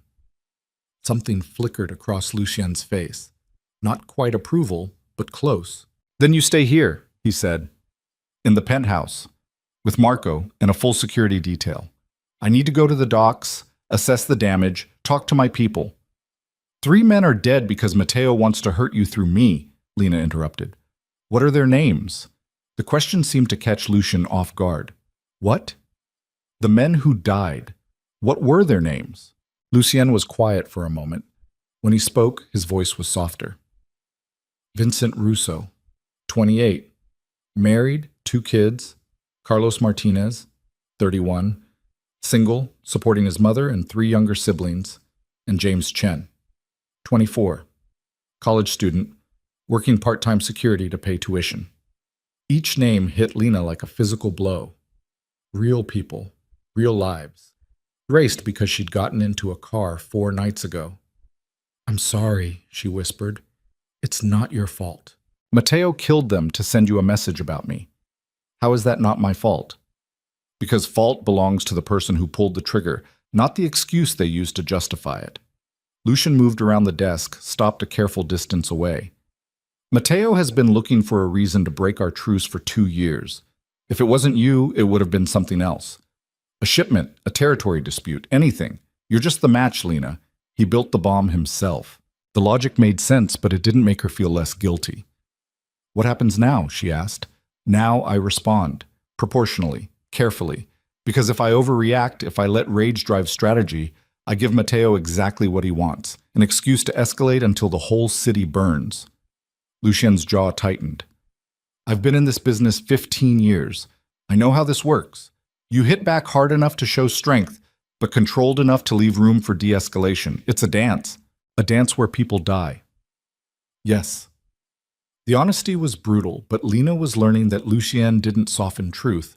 He just delivered it and let you figure out how to survive it. How long will you be gone? She asked.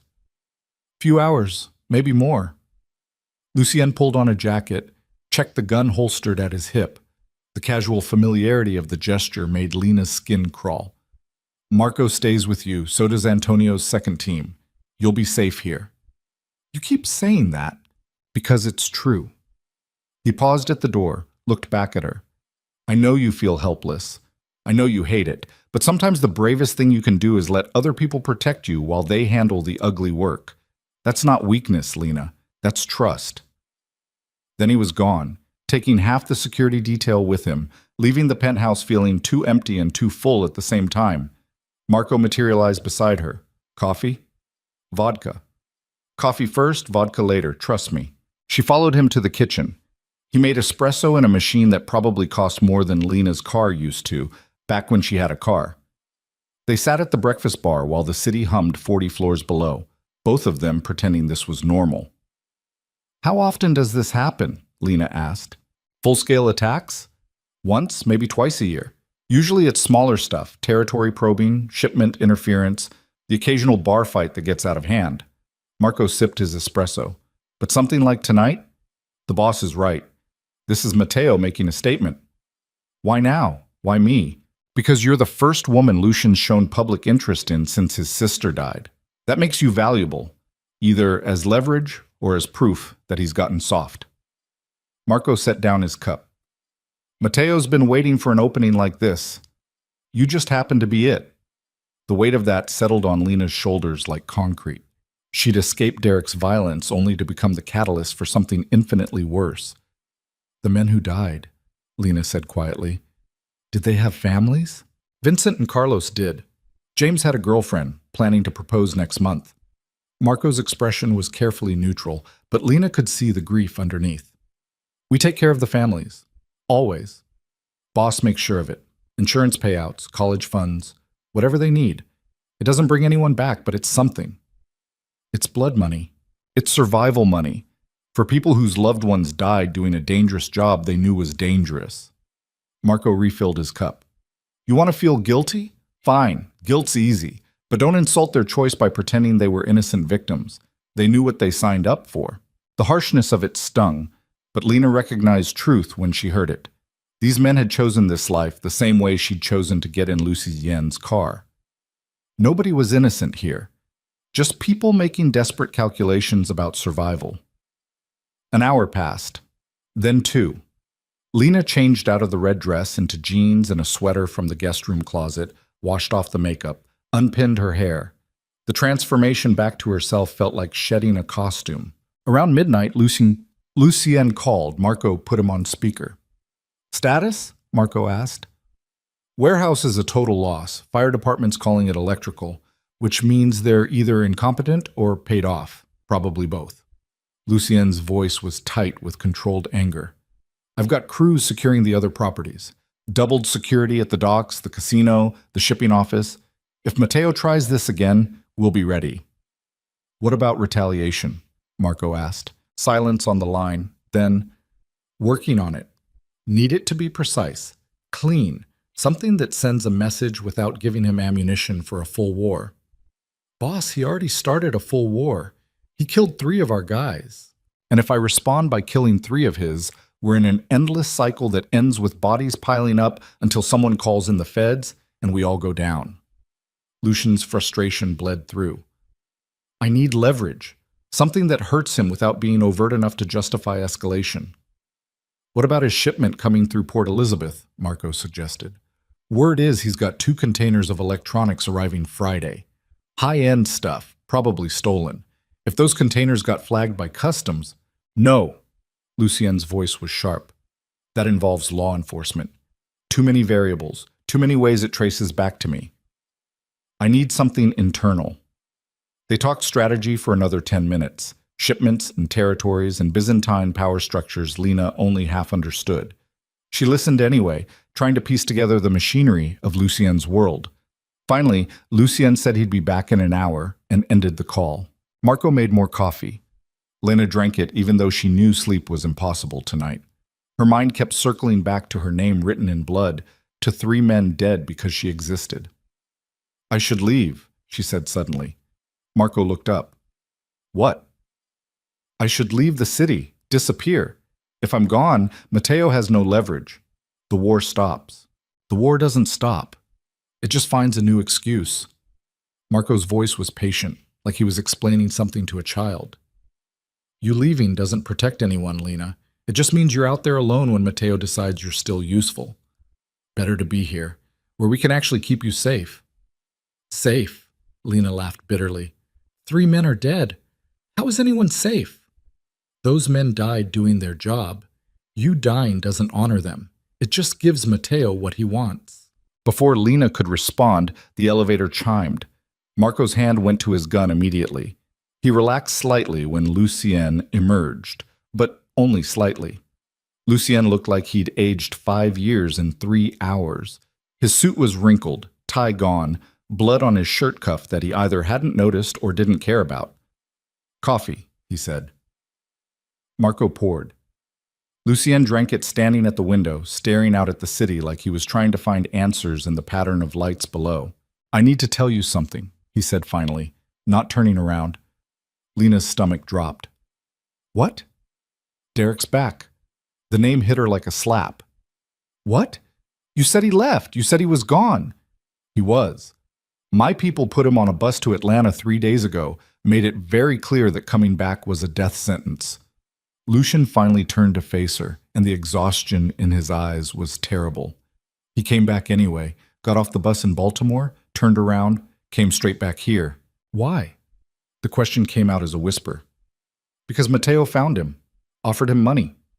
$20,000 to tell them everything he knows about you. Lucien's hands clenched into fists. Derek's at one of the Viscari safe houses right now, singing like a fucking canary, your routines, your friends, where you used to hide money. Everything. Lena's legs went weak. She sat down hard on the nearest chair. Maya. Who? My friend. The one who hid my tip money. Derek knows where she lives. If he tells them, what's her address? Lucien already had his phone out. Lena gave it to him, voice shaking. Lucien made a call, speaking rapid Italian, then switched to English. I need a pickup. Protection detail. Civilian, potential target. Yeah, that address. No, right now. I don't care if you have to kick down the door, get her out of there, and bring her here. Understood. He ended the call. We'll have her within the hour. She's going to think she's being kidnapped. Better kidnapped by us than killed by them. Lucien's voice was flat. Derek's betrayal changes everything. If he's giving them information about you, they're planning something specific. Like what? I don't know yet, but it won't be subtle. Lucien pulled out his phone again, scrolled through something. I've got people watching the Viscari safe house where Derek's staying. The moment he moves, I'll know. So what do? We wait, we prepare, and we figure out what Mateo's planning before he implements it. Lucien finally sat down, looking more exhausted than Lena had ever seen him. I'm sorry, Lena. I thought getting rid of Derek would be enough. I didn't account for him being stupid enough to come back, or desperate enough to work with the Viscari. He's always been stupid and desperate. That's why he used his fists instead of his brain. 45 minutes later, the elevator chimed again. 2 of Lucien's men emerged, escorting a furious Maya, who was wearing pajamas and 1 shoe. What the fuck is this? Maya demanded, then stopped dead when she saw Lena. Lena? What the hell is going on? I'm sorry, Lena said, standing. I'm so sorry they had to get you out of your apartment because your ex-boyfriend is working with a mob family that wants to hurt Lena, Lucien finished calmly. And since he knows where you live, you're a potential target, so you're staying here until the situation is resolved. Maya stared at him, then at Lena, then back at him. I'm sorry, who the fuck are you? Lucien Moretti. He offered his hand. Maya didn't take it. The Lucien Moretti? The guy who runs half the East Coast? Maya's voice was rising. Lena, what the actual fuck did you get yourself into? It's complicated. It's insane. Maya turned to Lucien. You can't just kidnap people off the street. Well, I didn't kidnap you. I protected you. There's a difference. Lucien's voice was patient but firm. Derek Crow is currently giving information about you to people who would use you to hurt Lena. I removed you from that equation. You're welcome to leave, but I strongly advise against it. Maya looked like she wanted to argue, but the reality of the situation was sinking in. Lena could see it in her face, the fear replacing the anger. How long? Maya asked quietly. As long as it takes to resolve the situation. Could be days, could be weeks. I have a job. I have a life. You have a life that includes a violent ex-boyfriend working with criminals who kill people for sport. Lucien's voice softened slightly. I know this is terrifying. I know it feels like losing control, but it's temporary, and it's better than the alternative. Maya sank onto the couch, head in her hands. This is insane. This is completely insane. Lena sat beside her, put an arm around her shoulders. I'm sorry, I never meant to drag you into this. You didn't drag me. Derek did. Maya looked up, eyes bright with unshed tears.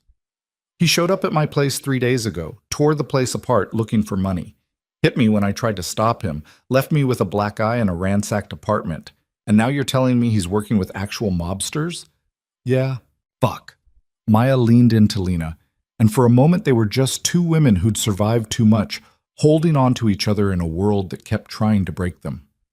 One of Lucian's men escorted Maya to another guest room with promises of clothes and toiletries and anything she needed. Lena stayed on the couch, too wired to sleep, too exhausted to do anything else. Lucian sat beside her, careful distance between them. Your friend is brave, he observed. She's terrified. Can be both. He was quiet for a moment. I'm going to handle Derek personally.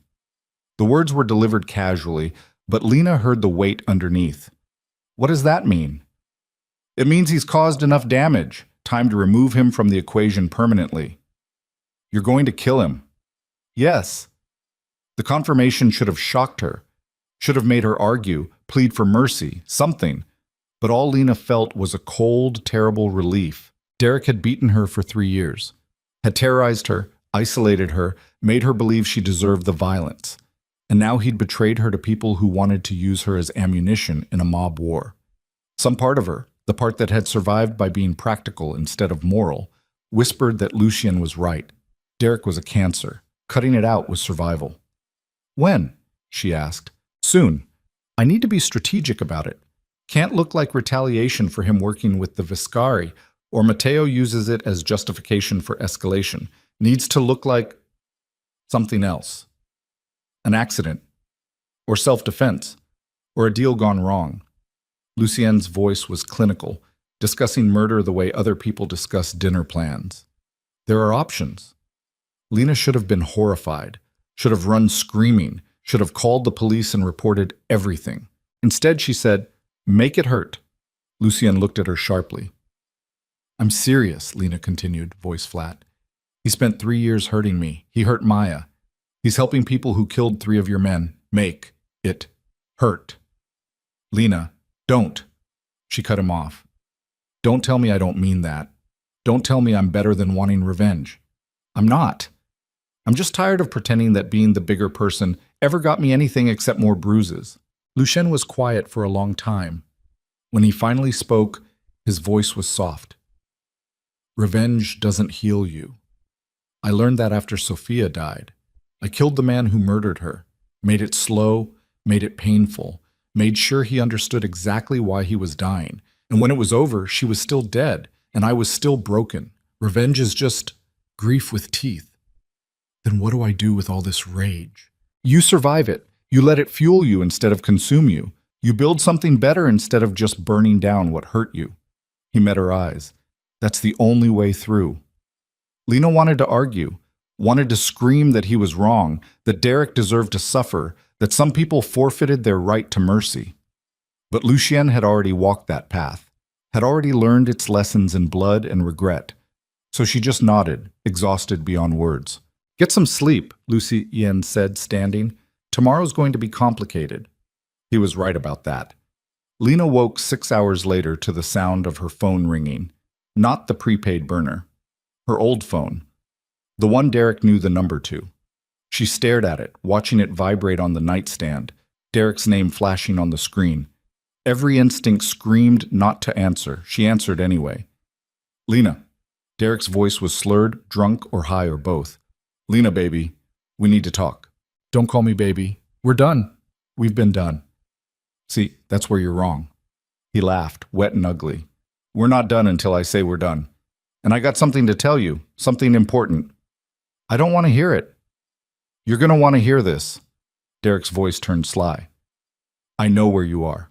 I know who you're with, and I know why Mr. Fancy Mob Boss thinks he can steal my girl and get away with it. Lena's blood went cold. I was never your girl. I was your punching bag. Same thing. The casual cruelty in his voice was so familiar it made her nauseous. But here's the thing, baby. Your new boyfriend, he's not what you think he is. Derek, his sister, Sophia, right? The one he told you about. The one who died because of her abusive boyfriend. Derek laughed again, and this time there was genuine malice in it. You want to know the real story? I don't believe anything you... The boyfriend didn't kill her. Lucien did. The words landed like a bomb in Lena's chest. What? I'm serious.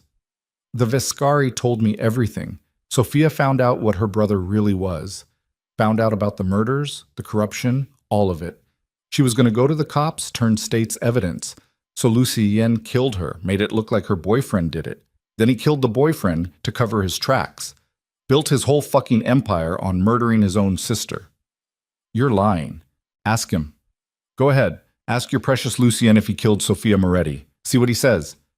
Derek's voice dropped to a whisper. You picked the wrong savior, Lena.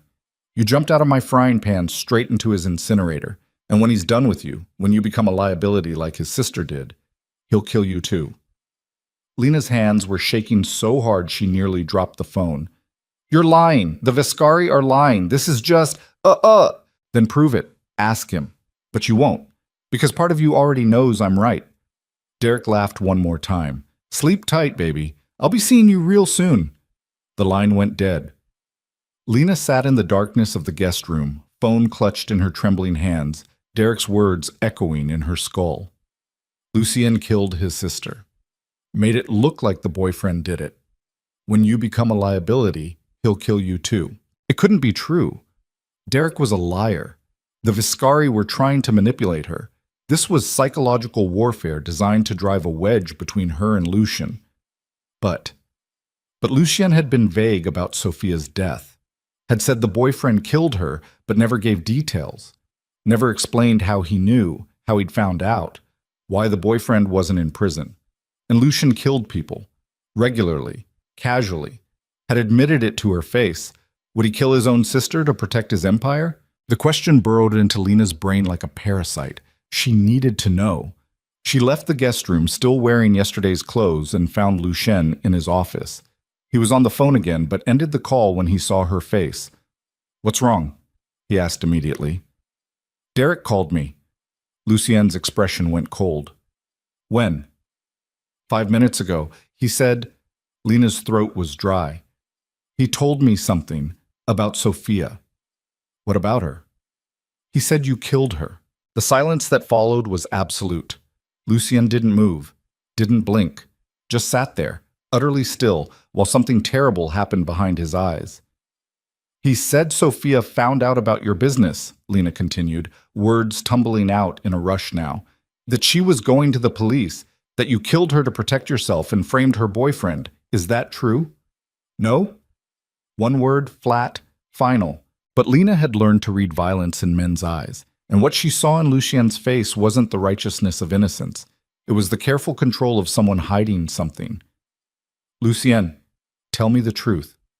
I'm telling you the truth. I didn't kill my sister. But, Lena pressed, there's a but. I can hear it. Lucien stood, walked to the window, that familiar gesture of a man surveying his kingdom while avoiding her eyes. Sophia's death is complicated, he said finally. Uncomplicated. I can't. Can't or won't. Both. He turned to face her and the exhaustion in his expression was profound. Sophia died because of me. That much is true. But I didn't kill her, Lena. I failed to protect her. That's not the same thing. Then tell me what actually happened, not the sanitized version, the truth. Lucien was quiet for a long time. When he spoke, his voice was hollowed out, empty of everything except old pain. Sophia did find out about my business, not all of it, but enough. She was horrified, told me I was a monster, that I'd become everything our father... He stopped, regrouped. She threatened to go to the police, not to destroy me, but to save me. She thought if I got arrested, went to prison, I'd be forced to stop, to change. And I told her that if she went to the cops, they wouldn't arrest me. They'd take her testimony, then they'd bury it. Because half the police force is on my payroll, and the other half knows better than to cross me. Lucien's hands clenched. I told her the only thing she'd accomplish is painting a target on her own back, making herself a liability to people who eliminate liabilities. Lena's stomach turned. So what happened? She didn't believe me, thought I was lying to scare her. So she went to the DA's office, tried to cut a deal, get witness protection, the works. His voice went flat. The DA she talked to was in the Viscari's pocket. He told Matteo's father everything Sophia said. And Marco Viscari, Matteo's father, different generation, different rules, he had Sophia killed. Made it look like her boyfriend did it to send me a message. This is what happens when people in your life become problems. The truth landed like a physical blow. You didn't kill her, Lena whispered, but your world did. Yes, the admission was raw. I killed her boyfriend afterward. He was innocent, but I was so destroyed by grief and rage that I didn't care. I needed someone to punish, so I punished him, tortured him, made him confess to something he didn't do. Then I killed him slowly. Oh God, I found out the truth 3 months later. One of the Viscari's men got sloppy, bragged about it in a bar. By then, Sophia's boyfriend was buried and I'd built half my empire on the lie that I was avenging her. Lucien's voice was hollow. So I killed everyone involved, the DA, the Viscari soldier, even Marco Viscari himself eventually. I went to war for 2 years, burned everything in my path, until there was nobody left who knew the truth except me. Lena felt like the floor had dropped out from under her. So Derek's half right. You did kill an innocent man. Yes. And you built your empire on a lie. Yes. And Sophia died because of your world, because she tried to save you from yourself. Yes. Lucien met her eyes, and the pain in them was terrible. I've spent 15 years trying to atone for what I failed to prevent. Every woman I protect, every monster I stop, every line I won't cross, it's all blood payment for the debt I can never repay. But I didn't kill my sister Lena. I just failed to save her. And sometimes that's worse. The honesty was devastating. Lena sank into a chair, mind reeling. Everything she thought she understood about Lucien had just shifted. He wasn't a monster who killed his sister. He was a monster who'd gotten his sister killed, then murdered an innocent man in grief and rage, then built an empire to justify it all. Somehow, that was worse. Why didn't you tell me this before? She asked. Because some truths are too heavy to share with someone you're trying to protect. Because I didn't want you to look at me the way you're looking at me now. His voice was quiet. Because I'm a coward who'd rather you think I'm a killer with a tragic past than know I'm a killer who created his own tragedy. What else are you lying about? I'm not lying about wanting to keep you safe. I'm not lying about Derek being a threat. I'm not lying about the Viscari trying to use you against me. Lucien moved closer, stopped when he saw her flinch. But I won't pretend I'm anything other than what I am. I'm a man who's done terrible things for terrible reasons, and who's spent 15 years trying to become someone Sophia wouldn't be ashamed of. That's all I've got, Lena. That's the whole truth. Lena tried to process it all, tried to figure out if this changed anything fundamental about her situation. She was still in danger. Derek was still working with the Viscari. 3 men were still dead. Maya was still in a guest room down the hall, terrified and displaced. The only thing that had changed was her understanding of the man trying to protect her. And maybe that was everything. I need time, she said finally, to think, to process this. I understand.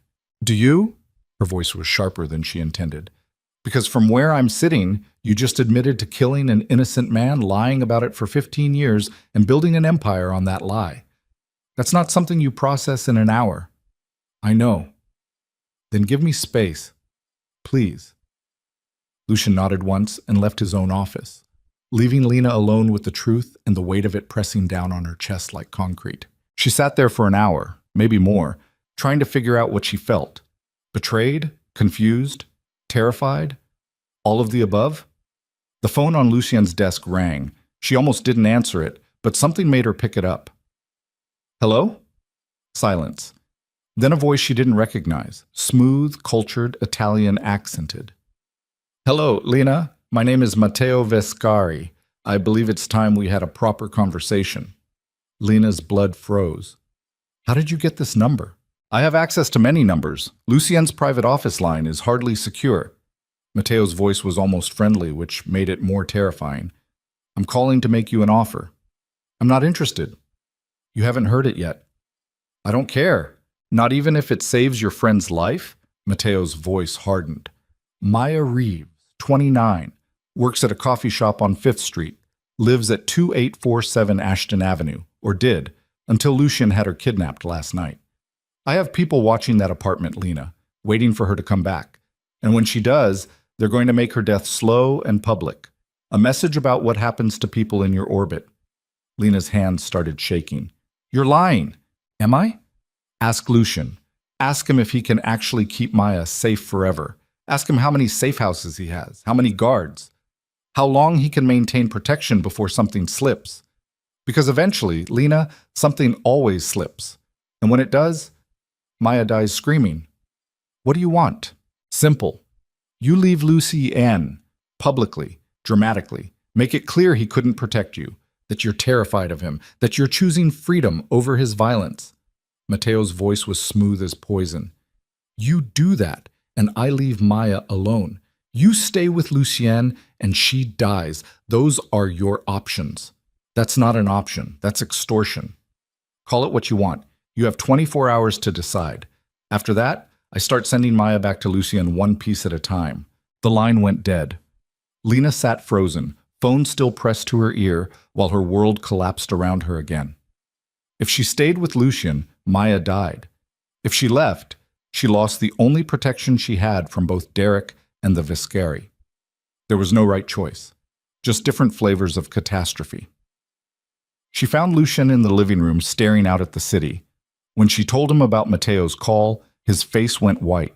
He's bluffing, Lucian, and said, he can't get to Maya. She's here, protected. For how long? Lena interrupted. A week, a month, a year. How long before she wants to go home, go to work, live her life? And the second she does, he'll kill her. You know it. I know it. He knows it. Then she stays here. Permanently. You'll what? Keep her prisoner for the rest of her life? That's not protection, Lucian. That's just a prettier cage. So what do you want me to do? The frustration in his voice was palpable. Let you walk into a trap? Let Mateo win. I don't know. Lena's voice rose. I don't know what the right choice is. I don't know if there is a right choice. All I know is that my best friend is in danger because I got in your car, and 3 of your men are dead because you tried to help me, and Derek's working with monsters because I existed. Everything I touch turns to blood and ash. That's not true, isn't it? Name one person whose life got better because I was in it. Lucian opened his mouth, closed it, couldn't answer. The silence was damning. Before either of them could speak, Marco burst into the room, phone in hand, face pale. Boss, we have a problem. What now? Derek's gone. The Viscari safe house where he was staying, our surveillance team just watched him walk out with 2 of Mateo's men. They're heading toward the industrial district. Where specifically? Best guess, the old meatpacking plant on Decker Street. It's Viscari territory. Abandoned. Perfect place for... Marco stopped. Perfect place for a trap. Lucian's jaw tightened. Get the car. Full tactical team. If they're setting up an ambush, we're going in prepared. Boss, that's exactly what Mateo wants. You show up with an army, he escalates, claims self-defense, gets the cops involved. This turns into the kind of war we can't win. Then what do you suggest? I don't know, but walking into an obvious trap isn't... I'm the trap. Both men turned to stare at Lena. What? Lucian asked. I'm what Mateo wants, not you, not a war, not territory. Me. Lena's voice was steadier than she felt. He's using Derek to draw you out, to make you do something stupid. But if I go instead, alone, unarmed, just me, then there's no war, just a conversation. Absolutely not. Lucian. No. His voice was iron. I'm not sending you into a Vescari stronghold alone. That's suicide. It's leverage. He won't kill me. I'm only valuable alive as a way to hurt you. Dead. I'm useless. Lena was surprised by how calm she sounded. But if I go willingly, if I take away his excuse for violence, maybe we can negotiate. Maybe this ends without more people dying. Or maybe he kills you anyway and sends me your body as a message. Then at least Maya lives, and your men live, and this city doesn't burn. Lena met his eyes. Isn't that what you said? Sometimes the bravest thing is letting other people protect you. Well, sometimes the bravest thing is protecting other people, even if it costs you everything. The pain in Lucian's expression was visceral. Lena, please. I'm sorry, she said quietly, but this is my choice, not yours, mine. Before he could argue, before he could stop her, Lena walked to the elevator and pressed the button. The doors opened. She stepped inside, met Lucien's eyes one last time. and said the only thing left to say. If I don't come back, tell Maya I'm sorry. The doors closed on his stricken face. The elevator descended 40 floors, carrying Lena away from safety, away from protection, away from the man who'd tried to save her, carrying her toward Derek and Mateo and whatever waited in an abandoned meatpacking plant where people died screaming. She'd spent 3 years surviving by being small and quiet and invisible. Time to find out what happened when she chose to be seen. The lobby was chaos. Security tried to stop her. She walked past them, out through the front doors, into the street where rain had started falling again, cold and relentless. She flagged a cab, gave the driver the address, sat in the back seat while the city slid past, beautiful and heartless, taking her toward the end of everything. Her phone buzzed, Lucian calling. She didn't answer. 20 minutes later, the cab stopped outside a building that looked like a monument to urban decay. Broken windows, graffiti on rusted walls, the smell of old blood and spoiled meat even from the street. Lena paid the driver with money she didn't remember grabbing, walked to the front entrance. The door was open. Waiting. She stepped inside. The interior was darkness and echoes. Her footsteps rang against concrete. Somewhere deeper in the building, she heard voices. Laughter. She followed the sound, found herself in a massive open space where animals had once been slaughtered and butchered. Hooks still hung from the ceiling, drains in the floor still stained with rust and worse. And in the center of the room, under a single flickering light, stood Derek. He looked worse than she'd ever seen him, bruised, bloodied, desperate. "Lena," he said, and there was something in his voice that might have been relief or might have been terror. "What the fuck are you doing here?" "I could ask you the same thing." "They're going to kill me." Derek's words tumbled out fast, panicked. I thought they were paying me to give information, but they just wanted bait to draw you out. And now, Movement in the shadows. Men emerged from the darkness. 6 of them, armed, Vescari soldiers. And at the front, stepping into the light with a smile that made Lena's skin crawl, was Matteo Vescari himself. "Lena Vale," he said warmly, like greeting an old friend. "How wonderful of you to accept my invitation. Although I must say I'm disappointed. I was hoping Lucien would come charging in to save you, more dramatic that way. I came alone." "So I see. Brave, stupid, but brave." Matteo circled her slowly, predator assessing prey. "Tell me, do you really think I'm going to let you walk out of here? You said you wanted me to leave, Lucien. I'm here. I'm listening." "I said many things. Most of them were lies." Matteo stopped in front of her. "The truth is much simpler. I want to break Lucien Moretti, and you're how I do it." He nodded to one of his men. The man raised his gun, pointed it at Derek. "No," Derek started. The gunshot was deafening in the enclosed space. Derek collapsed, blood spreading across the concrete. Lena screamed. Matteo grabbed her arm, yanked her close. "That's for the sound mixing," he said conversationally. "Now we wait for Lucien to arrive, because he will arrive. They always do. And when he sees you here, terrified and helpless, surrounded by my men, that's when he'll understand that love is just another word for weakness." He pulled out his phone, snapped a photo of Lena with Derek's body in the background, sent it. 30 seconds later, his phone buzzed with a reply. Matteo smiled. "And there it is. I'm coming. Short, desperate, perfect. He'll be here in 10 minutes with every man he has." "Then you'll have your war," Lena said, voice shaking. "No, I'll have my victory. There's a difference." Matteo released her arm, stepped back. "This building is surrounded by my people. Every entrance, every exit. When Lucien arrives, he walks into a kill box. And you get to watch the man who tried to save you die because he loved you too much to let you go." Lena's mind raced. She'd walked into this thinking she could negotiate. Instead, she'd become the bait in a trap designed to murder the only person who'd shown her kindness in years. And there was no way out. Derek was dead or dying on the floor. Matteo's men had her surrounded. Lucien was racing toward his own execution. She'd wanted to stop being small and scared and helpless. Instead, she'd become the weapon used to destroy the one person who'd tried to help her. In the distance, sirens, or maybe engines. The sound of Lucien's empire mobilizing for war. Too late. Always too late. Mateo checked his watch. 9 minutes. This is going to be spectacular. Lena looked at Derek's body, at the blood spreading across concrete, at the men with guns surrounding her. She'd survived 3 years of abuse by being practical, by calculating the angles, by doing whatever it took to live another day. Time to find out if she could survive this the same way, or if survival was even the point anymore. The sound of engines grew louder. Lucien was coming, and everything was about to burn. The engines were close now, close enough that Lena could hear the squeal of tires on wet pavement, the roar of multiple vehicles converging on this abandoned slaughterhouse like wolves circling wounded prey. Matteo Vescari checked his watch again, that satisfied smile never leaving his face. 7 minutes. He made good time. Lena's heart hammered against her ribs so hard she thought they might crack. Derek's body lay 3 feet away, blood pooling around him in a dark mirror that reflected the single flickering light overhead. She couldn't tell if he was breathing. Part of her hoped he was dead, quick, clean, over.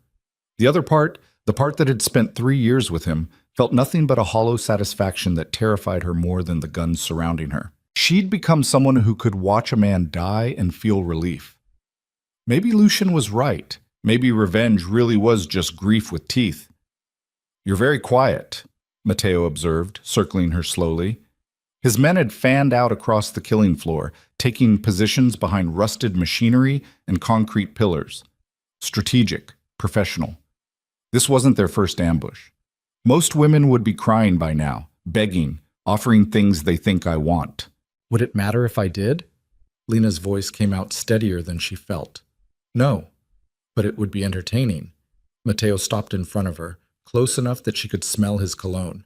Expensive, cloying, trying to mask the stink of old death that permeated this place.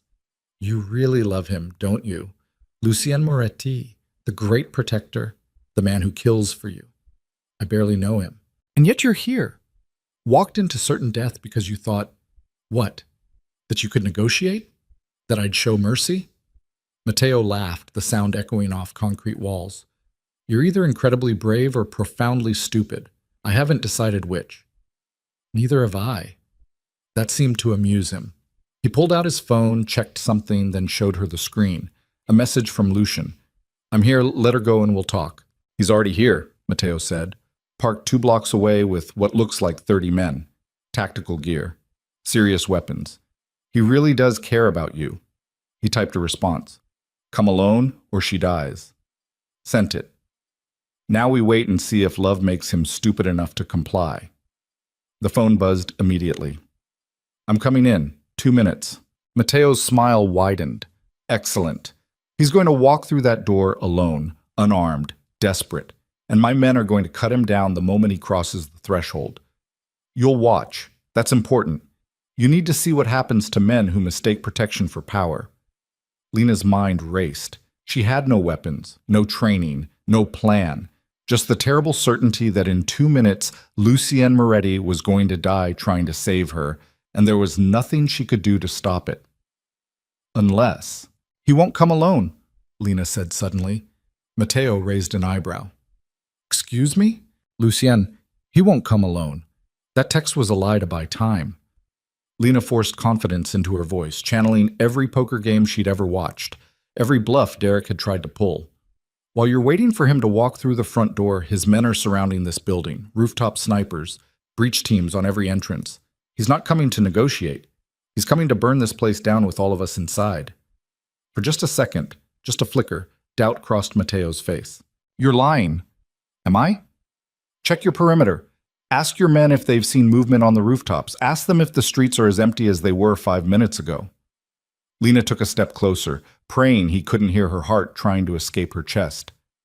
You think Lucien Moretti survived 15 years in this business by being predictable? By walking into traps alone? Matteo's jaw tightened. He gestured to one of his men. Check the roof access, now. The soldier jogged toward the back stairwell, disappeared into shadow. Lena had bought maybe 60 seconds.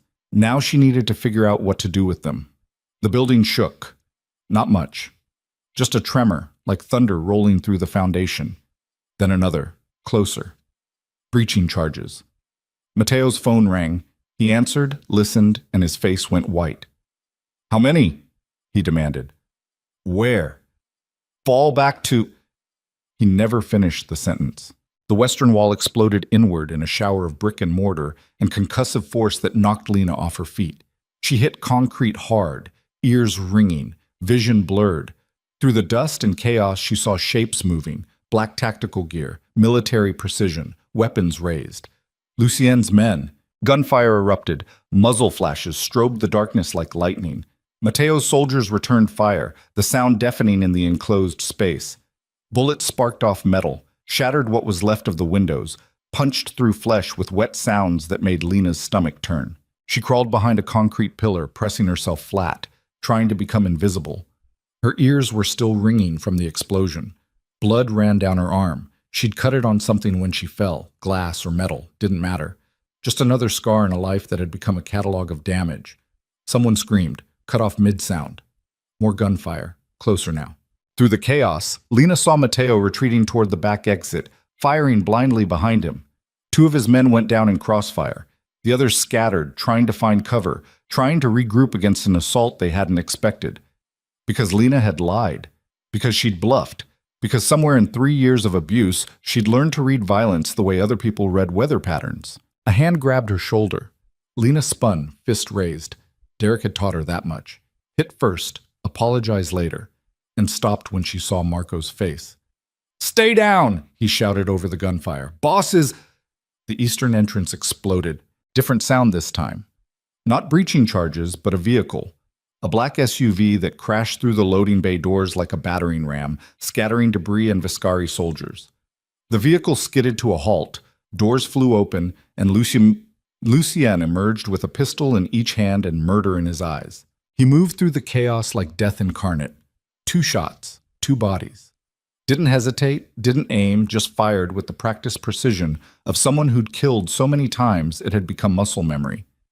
A Viscari soldier tried to flank him. Lucien pivoted, shot him in the knee, then the chest as he fell. No wasted movement, no mercy. This was the man Sophia had tried to save. This was the monster Lena had let into her life. He was beautiful and terrible, and she couldn't look away. Lucien's eyes found her across the killing floor, 20 feet of concrete and gunfire between them. His expression shifted, still that cold rage, but underneath it, relief so profound it was almost vulnerable. "Lena!" he shouted. "Get down!" She dropped flat as bullets chewed through the pillar above her head, showering her with concrete dust. When she looked up, Lucien was moving toward her, providing covering fire, while Marco and 3 other men in tactical gear cleared the room with mechanical efficiency. The gunfire was slowing now. Mateo's men were either dead or fleeing or smart enough to surrender. The battle had lasted maybe 90 seconds, felt like hours. Lucien reached her, dropped to one knee, hands immediately checking her for injuries. His touch was frantic, desperate, nothing like the controlled violence he'd just displayed. "Are you hurt?" he demanded. "I'm fine." "You're bleeding." "It's just a cut." "Where's Mateo?" Lena pointed toward the back exit where she'd last seen him. Lucian's expression went cold again. He stood, gestured to Antonio, who'd appeared from somewhere. "Secure the building, check casualties, nobody leaves." His voice was flat command. Then to Marco. "With me." "Lucien, wait!" Lena started. He turned back and the look in his eyes stopped her words cold. "You walked into a death trap alone," he said quietly. Quiet was worse than shouting. Quiet meant the rage was so deep he'd buried it beneath tactical necessity. "We'll discuss why you did something that monumentally stupid later. Right now, I have to finish this. If you kill him, there's no coming back from it. The Viscari family just tried to murder you in front of me. There is no diplomacy left. Only consequences." Lucien's jaw clenched. "Stay here. Marco's second team will protect you. Do not move. Do not do anything heroic. Just stay here." He didn't wait for her to agree. Just turned and ran toward the back exit with Marco on his heels, disappearing into the shadowed corridors where Mateo had fled. Lena sat against the concrete pillar, breathing hard, trying to process what had just happened. The building was chaos, smoke and blood and bodies and the acrid smell of gunpowder mixing with old death. 3 of Lucien's men were checking the Viscari casualties. 2 were definitely dead. 1 was moaning, gut shot, probably dying slowly. The others had either escaped or were hiding somewhere in the building's maze of rooms. And Derek, Lena turned to look at where he'd fallen. The body was gone. Just blood on the concrete, a dark stain spreading like an accusation, but no Derek. Looking for someone? The voice came from behind her. Lena spun. Derek stood in the shadows near a side door she hadn't noticed, one hand pressed against his stomach where blood seeped between his fingers. He looked like death, pale, sweating, eyes glassy with shock and pain. But he was alive and holding a gun he'd apparently taken from one of the dead Vescari soldiers. "Derek," Lena started. "Shut up."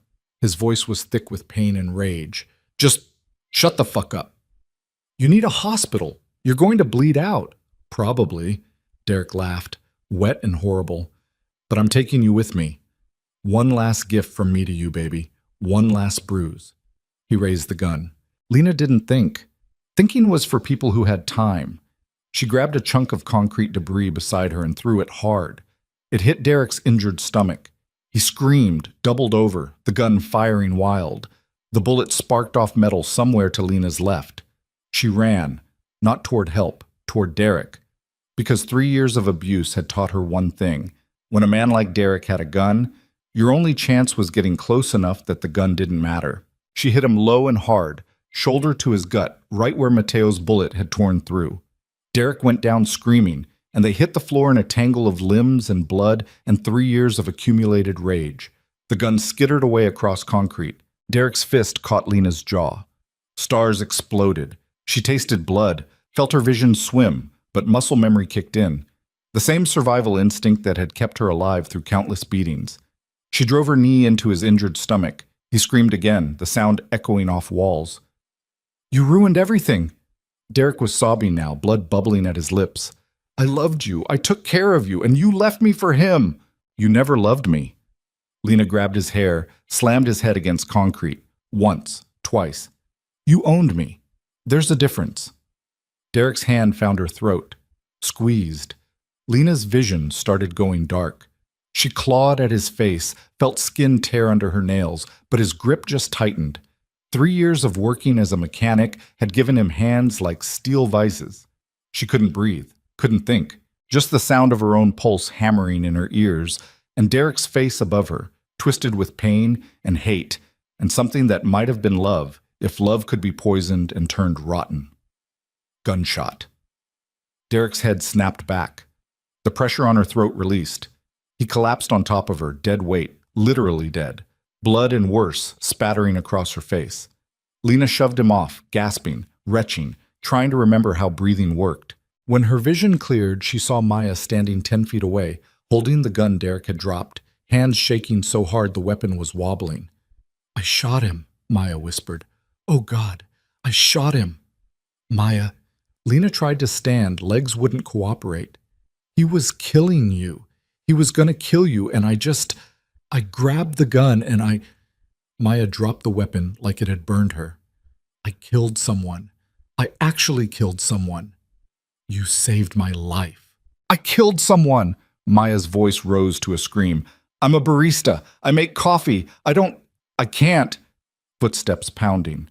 Antonio appeared with 2 of his men, weapons raised, then lowered when they saw the scene. Derek dead on the floor, Maya hyperventilating, Lena trying to stand on legs that felt like water. "Get them out of here," Antonio said to his men. "Now, before the cops show up." "The cops?" Lena managed. "Someone called 911 when the shooting started. We've got maybe 5 minutes before this place is crawling with badges." Antonio was already moving, coordinating on his radio. "Boss's orders. Get you both back to the penthouse. We'll handle cleanup." One of the men tried to guide Maya toward the exit. She pulled away, wild-eyed. "I can't just leave. I killed someone. There's evidence and fingerprints and—" "There's nothing," Antonio said flatly. "That gun was never here. You were never here. This is how it works, Miss Reeves.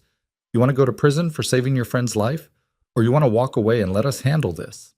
Maya looked at Lena, lost and terrified and covered in someone else's blood. "Go," Lena said.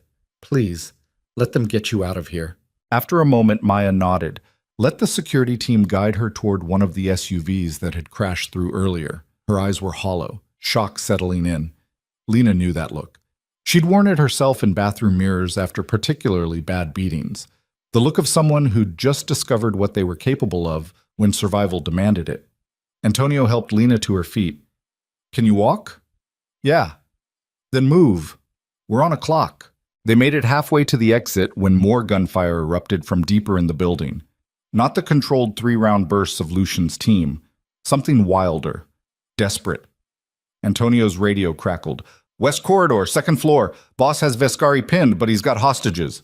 "What hostages?" Antonio demanded. "Civilians. Squatters, looks like. 3 of them. Mateo's using them as shields." Lena's blood went cold.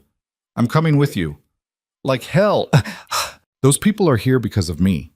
Because I came here. I'm not leaving them." Lena pulled away from his supporting hand. "Show me where." Antonio looked like he wanted to argue. Then something in his expression shifted. Maybe respect, maybe just resignation. "Stay behind me. Do exactly what I say. Clear?" "Clear." They ran through the building's intestinal corridors, following the sound of gunfire and shouting. Up a rusted stairwell where every step groaned under their weight, down a hallway lined with rooms that had probably been offices once, now just empty spaces filled with garbage and needles and the detritus of people with nowhere else to go. The hallway opened into what had been a supervisor's break room. Windows overlooked the killing floor below. And in the center of the room, Matteo Vescari held a knife to the throat of a woman who couldn't have been more than 20, her eyes wide with terror.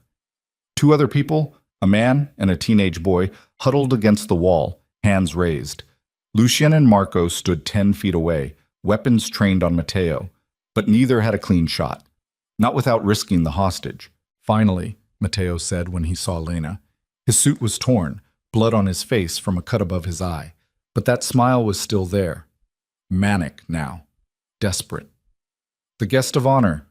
Come to watch the finale?" "Let them go," Lucian said, voice flat. "They're not part of this. Everything is part of this. Every person in this building is a piece on the board. That's how war works, Lucian. You should know. You've been playing it long enough." Matteo pressed the knife tighter against the woman's throat. She whimpered. "Here's how this ends. You let me walk out of here or I start killing people. Her first. Then the boy. Then anyone else I can reach before you put me down. You won't make it 10 feet. Probably not. But she'll still be dead. And that'll be on you." Matteo's eyes found Lena. "Both of you. The great protectors. So good at saving people. Let's see how good you are at choosing which ones matter." The woman was crying now, silent tears running down her face.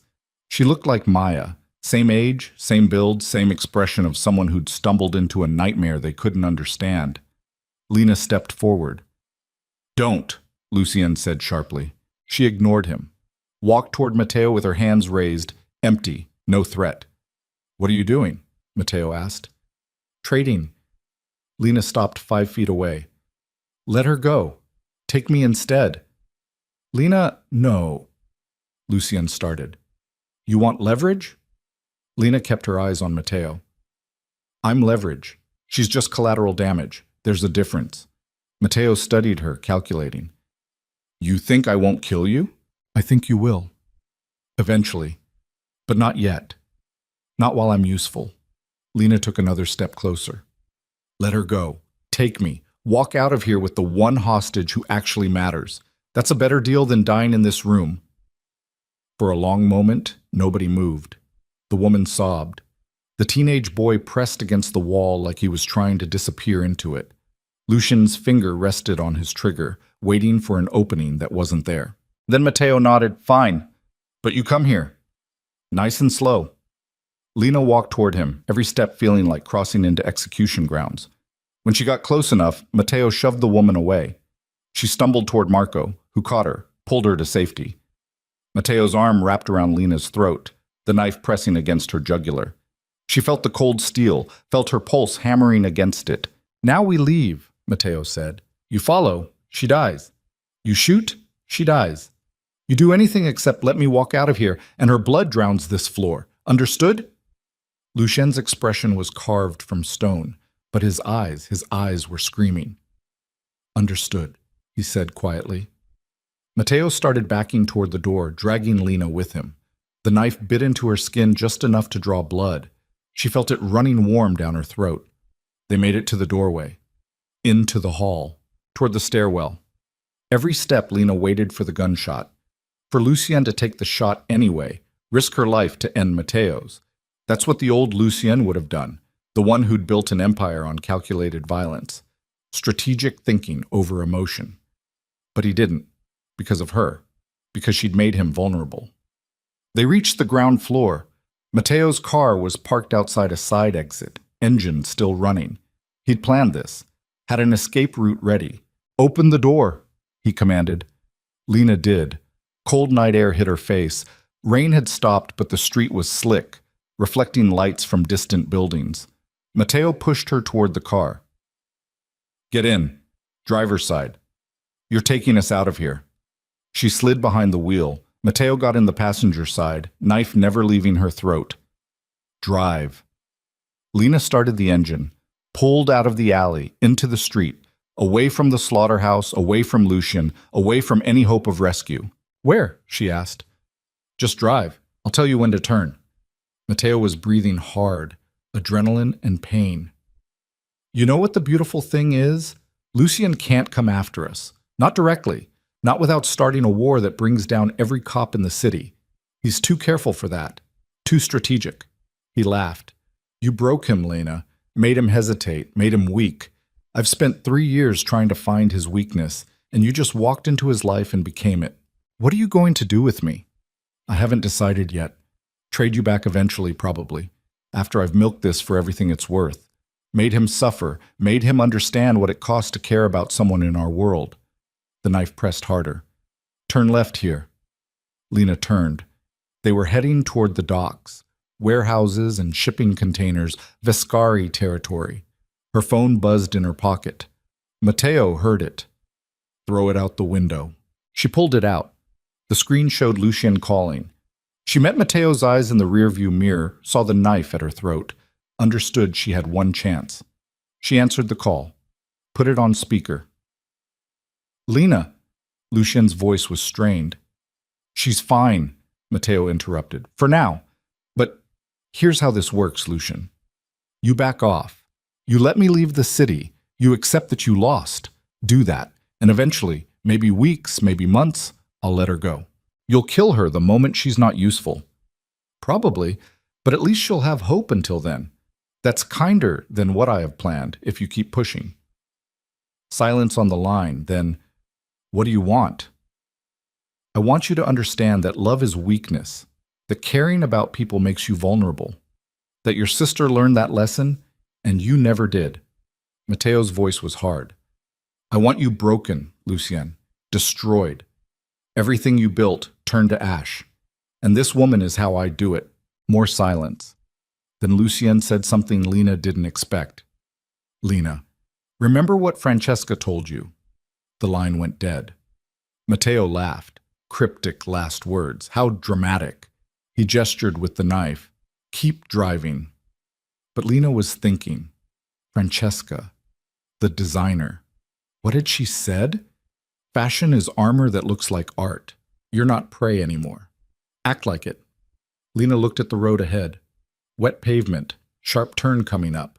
Shipping containers on both sides, creating a narrow channel. She made a choice. Accelerated instead of braking for the turn. "What are you—" Mateo started. Lena yanked the wheel hard left, simultaneously hitting the brakes. The car spun on wet pavement, physics and momentum turning them into a projectile. They hit a shipping container sideways at 40 miles an hour. The impact was devastating. Metal screamed, glass shattered. The airbags deployed with explosive force.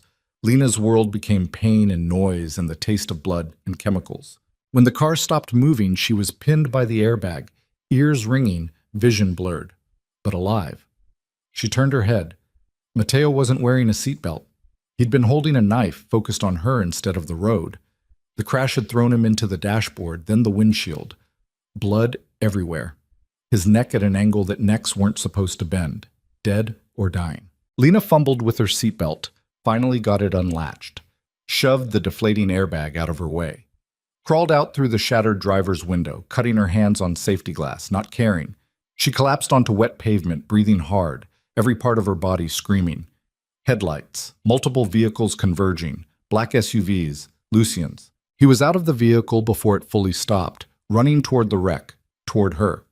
When he reached her, he dropped to his knees, hands on her face, checking for injuries with frantic intensity. "Are you insane?" he demanded. "You could have died." "But I didn't." Lena grabbed his shirt, pulled herself up to sitting. "Mateo?" Lucien looked at the wreck, at Mateo's body visible through the spider-webbed windshield. "Dead," he said flatly. "Good." Antonio and Marco were approaching the car, weapons drawn.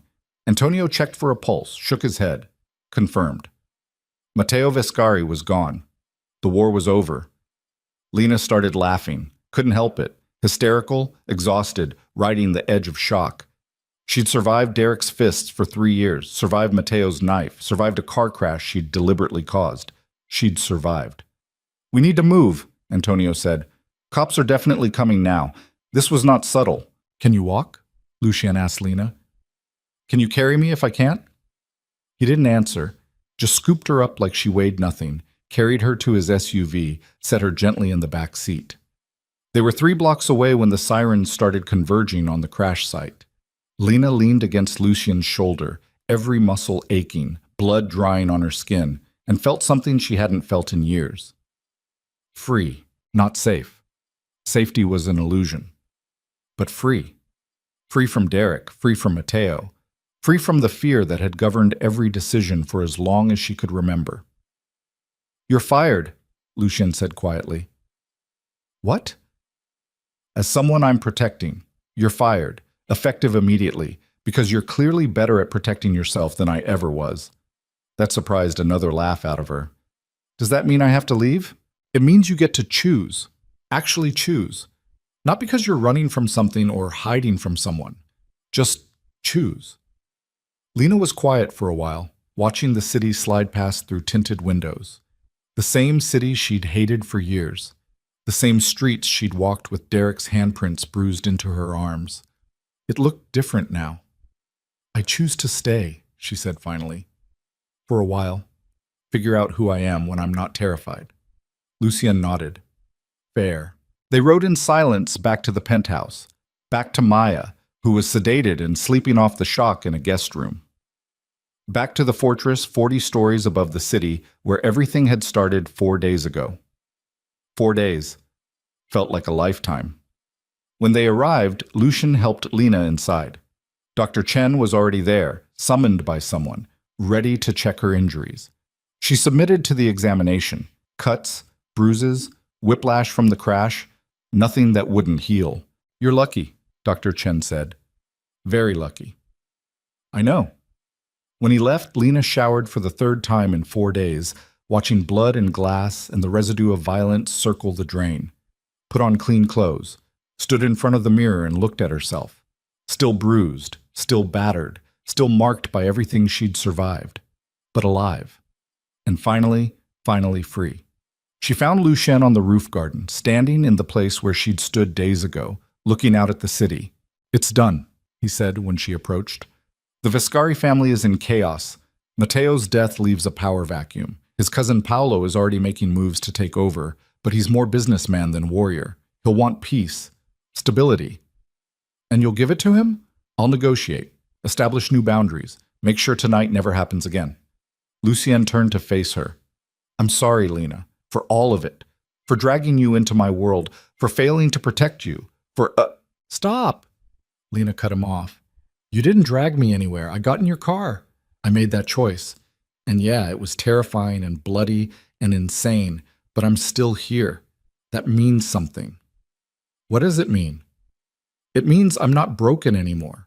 Not the way I was. Derek broke me. You gave me the tools to put myself back together." She moved closer. "That's not nothing, Lucien." He looked at her for a long moment. Then carefully, like he was afraid she'd shatter, he pulled her into an embrace. Lena let herself be held, let herself feel safe in the arms of a killer, let herself accept that safety and danger weren't opposites, just different frequencies of the same survival instinct.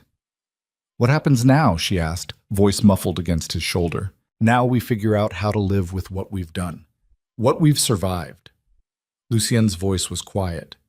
"That's all anyone can do." Far below, the city breathed and bled and burned. But up here, in a garden 40 stories above the chaos, two broken people held on to each other and pretended that was enough. Maybe it was. Maybe it wasn't. But for tonight, it would do. The aftermath came in waves. First wave hit at dawn, 6 hours after Matteo Vescari's body was extracted from the wreckage and quietly disappeared into whatever machinery made inconvenient corpses vanish in Lucien's world. Lena woke on the roof garden where she'd fallen asleep in a chair, wrapped in Lucien's jacket, her body one continuous ache. The sunrise painted the city in shades of gold and red that looked too much like fire and blood for comfort. Lucien was still there, standing at the glass barrier, phone pressed to his ear, speaking Italian in that low-controlled voice that meant he was negotiating with people who could kill him if the conversation went wrong. When he ended the call, he didn't turn around immediately, just stood there watching the city wake up beneath them. "Paolo Vescari wants a meeting," he said finally. "Neutral ground, this afternoon." Lena's throat was dry. What does he want? Peace, probably. Or revenge disguised as peace. Hard to tell with the Vescari family. Lucien turned to face her, and the exhaustion carved into his features made him look a decade older. His brother is dead. His family's empire is fractured. He'll either want to rebuild the truce or burn everything down trying to avenge Matteo. Which do you think it is?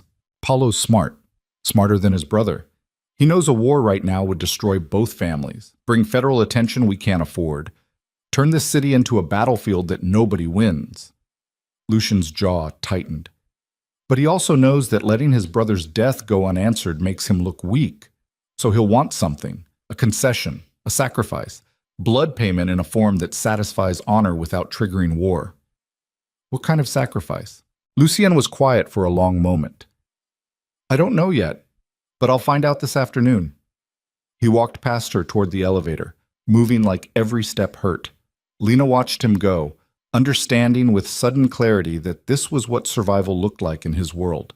Not victory parades or celebrations, just exhaustion and negotiation and the careful management of violence that never really ended, just paused between breaths. The second wave hit an hour later when Maya emerged from the guest room looking like a ghost. Her hand shook when she tried to pour coffee. She'd killed a man 12 hours ago, saved Lena's life by putting a bullet through Derek Crow's skull, and now she had to figure out how to be a person who'd done that. Lena found her standing at the kitchen window, staring at nothing. "I can't stop seeing his face," Maya whispered. "When I pulled the trigger, the way his head just—" She stopped, swallowed hard. "I've never hurt anyone in my life, not even in self-defense, and now you're someone who saved your best friend from being strangled to death," Lena interrupted gently. "That's not the same as being a murderer, Maya." "Feels the same. It won't always." Lena moved to stand beside her, their shoulders touching. "I know that doesn't help right now. I know you're drowning in it. But eventually, maybe not today, maybe not for months, but eventually you'll understand that what you did was survival, not evil, just survival." Maya's eyes were red-rimmed, hollow. "How do you know?" "Because I spent 3 years surviving Derek, and I learned that the things we do to stay alive don't make us monsters, they make us human." Lena took her hand, squeezed it. "You saved me. That matters more than anything else." "Does it?" Maya's voice cracked. "Because right now it feels like I just traded one nightmare for another. Derek's dead, but I'm the one who killed him. That doesn't go away, Lena. That lives in me forever." She was right, and Lena knew it. There was no comfort that erased what Maya had done, no words that made the weight lighter, just the slow, grinding process of learning to carry it. "I'm sorry," Lena said quietly. "I'm sorry you had to do that. I'm sorry Derek put you in that position. I'm sorry my life is such a disaster that it keeps destroying everyone around me." "Your life isn't a disaster. It's just complicated." Maya wiped her eyes. "And I don't regret saving you. I regret that it cost this much. There's a difference." They stood together in silence, two women who'd survived things that should have broken them, trying to figure out how to exist in the wreckage. The third wave came at noon, when Dr. Chen returned to check Lena's injuries and deliver news that made her stomach drop. "You're pregnant," he said, matter of fact, like he was commenting on the weather. The world tilted. "What?" Lena's voice came from very far away. "Approximately 6 weeks. The blood work from last night showed elevated HCG levels. I ran a confirmation test this morning. Positive." Dr. Chen set down his tablet, expression carefully neutral. "Given the trauma you've experienced in the last 24 hours, the car crash, the physical altercations, I strongly recommend an immediate ultrasound to check for complications." Lena couldn't breathe, couldn't think. 6 weeks. That meant Derek. The baby was Derek's. The room spun. She gripped the edge of the examination table, knuckles white, trying not to vomit. "Does Lucien know?" she managed. "No. Patient confidentiality. I'm telling you first." Dr. Chen's voice gentled slightly. "What you do with this information is your choice, Ms. Vale. I can arrange for termination services if that's what you want, or prenatal care if you choose to continue the pregnancy. No judgment either way." "I need—" Lena stopped, started again. "I need time to think." "Of course, but not too much time. Given the physical trauma, we should monitor closely." He packed up his equipment. "I'll be back tomorrow to check on you. Call if you need anything before then." When he left, Lena sat alone in the guest room, hands pressed against her stomach where Derek's child was growing. A child conceived in violence and terror, and 3 years of abuse distilled into biology. She could end it. Should end it, probably. Why bring another life into this nightmare? Why tie herself forever to a man she'd been relieved to watch die? But this child hadn't asked to be conceived by a monster, hadn't chosen Derek any more than Lena had, and maybe this was a chance to turn something poisonous into something clean. To prove that damage didn't have to be inherited. Or maybe that was insane thinking from someone who'd been strangled 12 hours ago and could barely process her own survival, let alone responsible parenthood. Lena didn't know. She just knew she couldn't make this decision right now. Not with her body still aching from the crash. Not with Derek's blood still crusted under her fingernails. Not with the memory of Matteo's knife at her throat still fresh enough to make her pulse race. She found Lucien in his office, preparing for the meeting with Paolo Viscari. He looked up when she entered, and something in her expression made him freeze. "What's wrong?" he asked immediately. "I'm pregnant." The words hung in the air like smoke from a gun barrel. Lucien's face went through several expressions in rapid succession. Shock, calculation, something that might have been grief or might have been rage, she couldn't tell. "Derek's," he said. Not a question. "Yes." "How far along?" 6 weeks. He was quiet for a long time, processing. When he finally spoke, his voice was carefully controlled. "What do you want to do?" "I don't know. I don't know." "Do you want to keep it?" "I don't know." The words came out sharper than intended. "I barely survived the last 4 days. I can't make life-altering decisions about bringing a child into this world when I'm not even sure I want to be in this world myself right now." Lucien stood, moved around the desk, but stopped a careful distance away, giving her space, giving her control. "Whatever you decide," he said quietly, "I'll support it. Financially, logistically, whatever you need. You're not alone in this. It's not your responsibility. Neither were you. I made you my responsibility anyway." His expression softened slightly. "A child doesn't change that, Lena. It just adds complexity. But I'm used to complexity. This is Derek's baby. The man who beat me for 3 years, the man who tried to kill me, the man who betrayed me to your enemies." Lena's voice cracked. "How can you even look at me knowing I'm carrying his child?" "Because you're not Derek. The child isn't Derek. DNA doesn't determine destiny." Lucien moved closer, slowly, like approaching a wounded animal. "My father was a violent drunk who beat my mother until she finally died from the injuries. I spent my whole life terrified I'd become him, turn into the same monster. And maybe I did, in different ways. But I also chose differently in the ways that mattered. Your child can do the same." The certainty in his voice cracked something in Lena's chest. Tears came, hot and unstoppable. And suddenly she was crying for everything. Derek, Mateo, the three men who died in the warehouse, Maya's shattered innocence, the baby growing inside her that she didn't know how to feel about. Lucian pulled her into his arms and let her break apart against his shoulder. Didn't tell her it would be okay. Didn't offer platitudes. Just held her while she sobbed and didn't let go until she was ready. When the tears finally stopped, Lena pulled back, wiping her face with the heel of her hand. "I need time," she said, "to figure out what I want. Not what Derek would have wanted. Not what you think is right. Not what makes logical sense.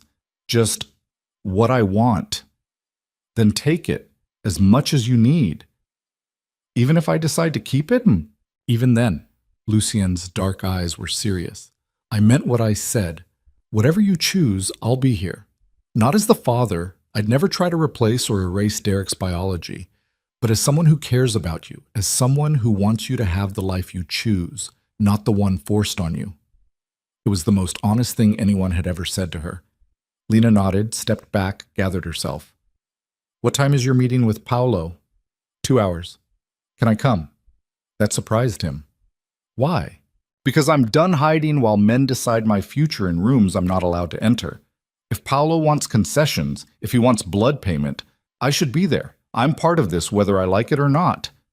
Lucian studied her for a long moment, then nodded. "All right. But you stay quiet unless I signal otherwise. The Viscari respect strength, but they also respect protocol.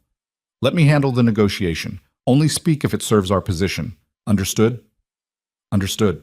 2 hours later, they sat in the back of Lucian's armored SUV, Marco driving, Antonio and 3 other security personnel following in a second vehicle.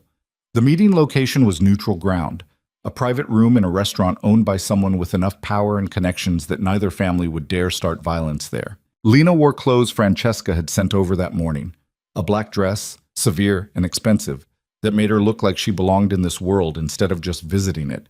The bruises on her throat were visible despite makeup. She didn't try to hide them. Let them be a reminder of what the Viscari family had done. The restaurant was closed to the public, just security and the principals. They were escorted to a private dining room where Paolo Viscari waited with 2 of his own men. Paolo looked nothing like his brother. Where Matteo had been handsome and cruel, Paolo was plain and calculating. 40 years old, thinning hair, glasses that made him look more like an accountant than a mob boss. But his eyes were sharp, missing nothing, and the way his men positioned themselves spoke of military training. "Lucien," Paolo said, standing, "thank you for meeting me." "Paolo, I'm sorry for your loss." The ritual words hung in the air, hollow and necessary. "Are you?" Paolo's voice was flat. "My brother died trying to kill your woman. If our positions were reversed, would you mourn him?" "No, but I'd respect the formality enough to lie convincingly." Lucien gestured to Lena. "This is Lena Vale, the woman your brother tried to murder." Paolo's eyes shifted to her, cataloging the bruises, the cuts, the evidence of violence. "Ms. Vale, I apologize for my brother's enthusiasm. He always did have more ambition than sense. He had a knife to my throat," Lena said flatly. "That's not enthusiasm, that's attempted murder." "Indeed." Paolo sat back down, gestured for them to join him. "Which brings us to why we're here. My brother is dead. Your warehouse is destroyed. 3 of your men are dead. One of yours, Derek Crow, I believe, is also dead, though the circumstances there are murky. We've both suffered losses. The question is what happens next." "What do you want to happen?" Lucien asked. "I want to rebuild the truce my grandfather established with your organization 15 years ago. I want defined territories, clear boundaries, and an end to this violence before it escalates further." Paolo's voice was pragmatic, emotionless. Matteo was a hothead who saw insults where there were only business decisions. "I'm not interested in avenging his death. I'm interested in stability." "And in exchange?" "In exchange, you acknowledge that while Matteo's actions were unauthorized and excessive, they came from legitimate concerns about your recent softening. Your public relationship with Ms. Vale signaled vulnerability. That vulnerability needed to be tested. It was tested. The results were definitive." Paolo folded his hands. "So, here's my proposal. You agree to keep your personal life separate from business.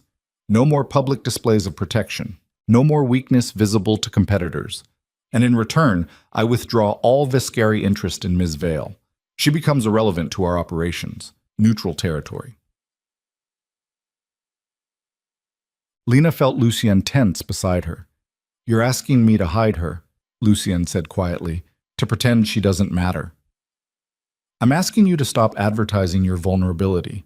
What you do in private is your business, but publicly, you need to appear as untouchable as you did before she entered your life. Paulo's expression didn't change. That's my price for peace, Lucy. And invisibility for stability. The silence stretched. Lena could feel Lucien calculating, weighing the options, trying to find an angle that didn't sacrifice her for peace. She made the choice for him. No, Lena said. Both men turned to stare at her. No? Paulo repeated. I'm not interested in being invisible. I spent 3 years being invisible, letting Derek hide me away like a shameful secret. I'm done with that. Lena met Paulo's eyes directly. Your brother tried to kill me because he thought I made Lucien weak. I crashed a car into a shipping container going 40 miles an hour and killed him myself. Does that sound weak to you? Something flickered in Paulo's expression. Not quite respect, but close. You killed Matteo? He asked. The crash killed him, but yes, I caused it, deliberately. Because he was going to use me to destroy Lucien, and I chose not to let that happen. Lena's voice was steady, despite the fear hammering in her chest. So, here's my counter-proposal. You accept that I'm not going anywhere, that I'm part of Lucien's world now, publicly and privately, and in exchange, I give you something you actually need. What could you possibly offer me? Information. Lena pulled out her phone, opened the photo gallery, showed him pictures she'd taken in the Viscari safe house when Matteo had been distracted. Your brother kept records, shipment schedules, police contacts, payments to politicians. Everything digital, poorly encrypted, easily accessible to anyone who knew where to look. I took photos, lots of photos, enough to destroy half your family's operations if they fell into the wrong hands. Paulo's face went very still. That's blackmail. That's leverage. Same thing your brother tried to create with me, except mine actually works. Lena put her phone away. You want peace? Here's peace. You leave me alone. You leave Lucien alone.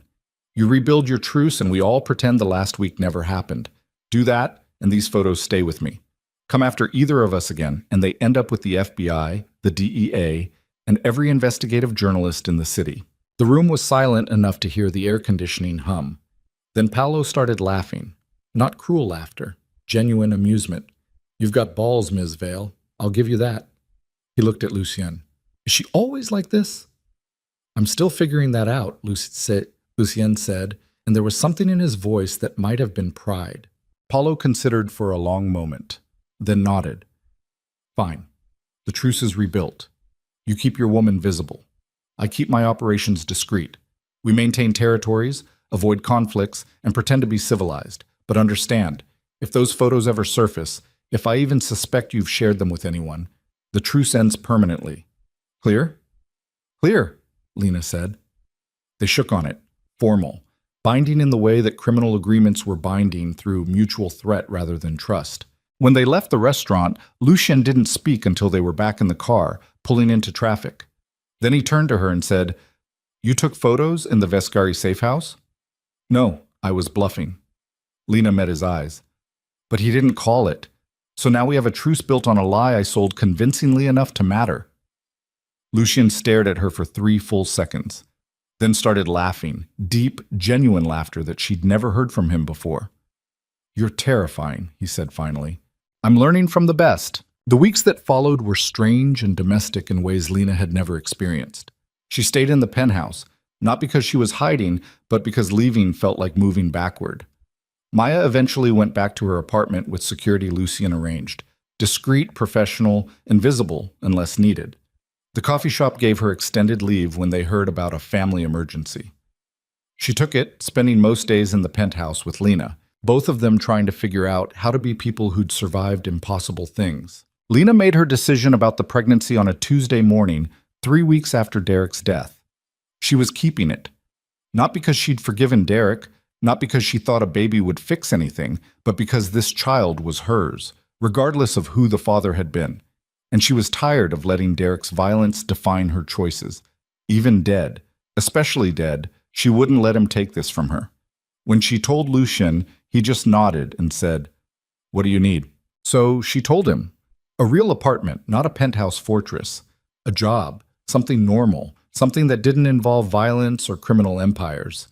Space to figure out who she was when she wasn't running or hiding or surviving. Lucien arranged it all. An apartment in a good neighborhood, top floor, secure but not suffocating. A position at an art gallery. Turned out Lena's interrupted degree in painting from years ago actually mattered to someone. Enough money to be independent but not obligated. And when she moved into her new place 2 months after that first night in the rain, Lucien helped carry boxes and then said, "I'll be here when you need me. But I won't crowd you. You've earned space to breathe." That night, alone in an apartment that was actually hers, Lena stood at the window, looking out at the city. The same city that had nearly killed her. The same streets where Derek had hurt her and Matteo had hunted her. It looked different now. Less like a prison. More like possibility. Her phone rang. Maya. "How's the new place?" Maya asked. "Quiet. Weird. Mine." Lena touched her stomach, where the baby was growing, still too small to show but present in every blood test and doctor's visit. "How are you?" "Better. Therapy helps. Turns out talking about killing someone is marginally better than just drowning in it alone." Maya's voice was lighter than it had been in weeks. "You doing okay?" "Really? Really? I think so. For the first time in, I don't even know how long." They talked for an hour about nothing important. Movies, food, the mundane details of life that felt precious after everything they'd survived. When Lena hung up, she made tea and sat on her new couch in her new apartment with her new life spreading out before her like an unmapped country. 6 months later, Lena's belly was round and obvious beneath her gallery uniform. She'd spent the morning curating a new exhibition, emerging artists, women who painted trauma and survival and transformation. Her own work hung in the back room, pieces she'd created in the quiet hours after work. Dark oceans, fractured cityscapes, women emerging from shadows into harsh light. The gallery owner, an elegant woman named Patricia who asked no questions about Lena's past, had suggested a solo show in the spring, after the baby was born, after Lena had time to adjust. Lena was considering it. At lunch, she walked 3 blocks to a small cafe where she'd started meeting Lucien once a week. No agenda. Just coffee and conversation, and the slow building of something that wasn't quite friendship and wasn't quite romance, but existed in the space between. He was already there when she arrived, reading something on his tablet, looking less like a mob boss and more like a businessman who happened to be very good at violence. "How's the exhibition coming?" he asked when she sat down. "Good. Complicated. Patricia thinks we should include the piece with the red dress, the one I painted after the gala, but I'm not sure I'm ready to make that public yet." "The one where the woman's covered in blood but standing upright?" "That's the one." Lucien considered. "I think you should include it, not because it's shocking, but because it's honest, and people need honesty more than comfort." They talked about art and business and the strange overlap between the two, about how Lucien was slowly transitioning his empire toward legitimate enterprises, still criminal in foundation but less violent in execution, about how Paolo Vescari had actually honored the truce, kept his people away from Lucien's territories, maintained the fragile peace, about how Maya had started dating someone, a teacher, gentle and kind, someone who didn't know about that night in the slaughterhouse and probably never would. "How do you feel?" Lucien asked finally, gesturing to her stomach. "Terrified. Excited. Both." Lena's hand rested on the swell. "The baby kicks now, mostly at night, like it knows I'm trying to sleep." "Have you chosen a name?" "Sophia. If it's a girl." Lucien went very still. When he looked up, his eyes were bright with something that might have been tears. "You don't have to," he started. "I want to. Not to replace her, but to remember that good things can come from terrible situations. That damage doesn't have to be destiny." Lena met his eyes. "Your sister deserved better than the death she got. This won't fix that, but maybe it honors her memory in a way that matters." Lucien reached across the table, took her hand. "Thank you." They sat like that for a while, two broken people holding on to each other in a cafe 3 blocks from a gallery where Lena was building a future from the wreckage of her past. The baby came in winter, during a snowstorm that blanketed the city in white and made everything look clean. Lena labored for 14 hours. Maya and Lucien both in the delivery room, both holding her hands while she screamed and pushed and brought new life into a world that had tried so hard to kill her. When the baby finally arrived, a girl, healthy and furious and absolutely perfect, the nurse placed her on Lena's chest and asked, "What's her name?" "Sophia," Lena whispered. "Sophia Vale." She looked at Lucien, saw tears running down his face, and understood that some wounds never fully healed. They just became part of the landscape you learned to navigate. The months that followed were chaos, sleepless nights, endless diapers, the strange terror of being responsible for something so small and vulnerable. But also joy. Pure, uncomplicated joy in watching Sophia grow and change and become her own person. Lena's solo exhibition opened in April, 8 months after Sophia's birth. The gallery was packed, art collectors, critics, people who'd heard about the waitress-turned-artist who painted survival like other people painted landscapes. Lucien came with his entire security detail, looking uncomfortable in the crowd, but present anyway. Maya brought her boyfriend, who seemed overwhelmed by the whole thing. And Patricia moved through the room like a conductor, guiding conversations, making sales. The centerpiece was the painting Lena had been reluctant to show. Herself in the red dress from the gala, covered in blood, standing upright with a city burning behind her. She'd titled it, "The Price of Standing Up." A critic from the Times spent 20 minutes staring at it, then wrote a review that called Lena's work visceral, unflinching, and necessary in an age that prefers to look away from violence against women. The painting sold for $20,000. Lena donated half to a shelter for domestic violence survivors, kept the rest for Sophia's college fund. That night, after the exhibition closed and the crowds dispersed, Lena stood in the empty gallery looking at the places where her paintings had hung. Ghost rectangles on white walls, evidence that something had existed there, even if it was gone now. Her phone buzzed, a text from Lucien. "Proud of you. Call when you're ready. No rush." Lena smiled, typed back, "Thank you for everything, for the car door in the rain." His response came immediately. "Best decision I ever made." She left the gallery and walked home through streets that were finally just streets. Not battlegrounds, not prisons, just pavement and light poles and the ordinary chaos of a city breathing. Sophia was asleep when Lena got home, watched over by the nanny Lucien had insisted on hiring. Lena paid her, sent her home, and stood over the crib watching her daughter sleep. Sophia had Derek's nose, his chin, the shape of his hands. And Lena didn't care. Because DNA wasn't destiny, violence wasn't inheritance, and this tiny human deserved a chance to be someone other than her father's daughter. Deserved what Lena had finally found, a life chosen instead of survived. A year later, on the anniversary of that first night in the rain, Lena took Sophia to visit a cemetery on the edge of the city. She found the grave she was looking for, simple headstone, fresh flowers already there. Sophia Moretti, beloved daughter and sister, gone too soon. Lena knelt, settling baby Sophia on her hip, and spoke to the stone. "I don't know if you're listening. I don't know if anything's listening. But I wanted you to know your brother tried to save me. And when I had a daughter, I named her after you, not to replace you, just to remember that good people exist, that your brother, for all his violence and damage, built something worth protecting from the grief of losing you." The baby gurgled, reaching for the flowers. "I hope that's okay," Lena continued. "I hope wherever you are, you know that your death wasn't meaningless, that it created something, not perfect, not clean, but real." She stayed for a while, letting Sophia play with flower petals, talking to a ghost about survival and second chances and the strange mathematics of pain and healing. When she finally left, Lena felt lighter. Not healed, maybe never fully healed, but lighter. That evening, she met Lucien at the penthouse. He'd invited her to dinner, just the two of them, while the nanny watched Sophia.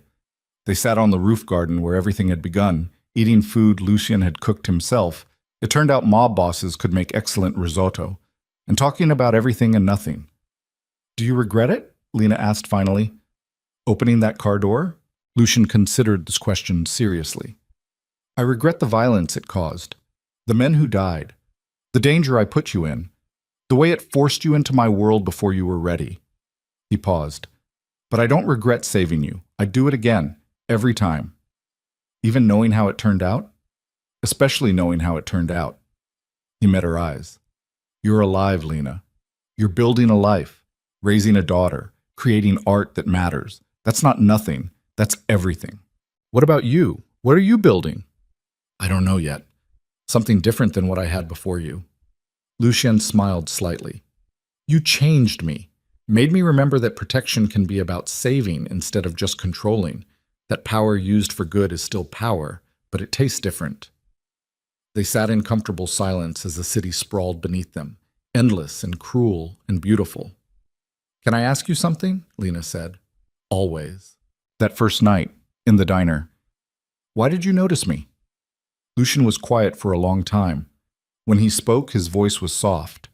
"Because you looked exactly like Sophia did, 3 weeks before she died. Same bruises, same fear, same resignation in your eyes, like you'd already accepted the ending." He looked away. "I couldn't save her, but I could save you. So I did." The honesty of it broke Lena's heart and mended it simultaneously. She reached across the table, took his hand. "Thank you," she said, "for the car door, for the penthouse, for letting me choose, for not making this into a different kind of prison, for just being here. Thank you for letting me try to be someone Sophia wouldn't be ashamed of." They sat like that as night fell over the city, two broken people who'd found something like peace in the ruins of each other's damage. Not love, not yet, maybe never, but something real and honest and earned through blood and survival and the slow, grinding work of choosing to live instead of just not dying. The city lights came on below them, millions of tiny hopes burning against the darkness. And for the first time in longer than she could remember, Lena looked at those lights and thought, "I belong here. I earned this. I survived." Far below, the streets continued their eternal chaos, violence and beauty, despair and hope, all tangled together in the messy reality of existence. But up here, 40 stories above it all, in a garden built on top of a fortress, Lena Vale held the hand of the man who'd saved her, and thought about the daughter sleeping safely at home, and the paintings waiting to be created, and the future spreading out before her like an unmapped ocean. She'd walked through hell in a red dress and expensive heels. She'd crashed a car going 40 miles an hour to kill a man who wanted to destroy her. She'd chosen to keep a baby conceived in violence and turned it into love. She'd survived. And survival in the end was the only victory that mattered. The wind picked up, carrying the scent of rain and possibility. Tomorrow, Lena would go back to the gallery, would paint new pieces about transformation and strength, would raise Sophia to be fierce and kind, would build a life from the wreckage of everything she'd survived. But tonight, she sat in a garden with a killer who'd learned tenderness and watched the city breathe below them and allowed herself one perfect moment of peace. "Tell me something true," Lucien said quietly. Lena thought about it, about Derek and Matteo and Sophia and the long road from that diner to this rooftop, about the woman she'd been and the woman she was becoming. "I'm not broken anymore," she said finally. "I'm just rebuilt, differently than before. Stronger in some places, weaker in others. But mine. Finally mine." Lucien smiled. "That's the truest thing I've heard in years." They sat together as the stars emerged above the city's light pollution, two people who'd found each other in the worst possible way and made something good from it anyway. Not a fairy tale, not a redemption arc, just two broken people learning to be whole in the same space at the same time, with honesty instead of pretense. And in a world that specialized in breaking people, that was as close to a happy ending as anyone got. The city breathed. They breathed with it. And somewhere in an apartment 3 miles away, a baby named Sophia slept peacefully, dreaming whatever babies dream, unaware that she'd been born from violence but raised in hope. The story didn't end here. It just paused, waiting for the next chapter to be written by a woman who'd finally learned that survival wasn't about hiding from the storm. It was about standing in the rain and opening your own damn door.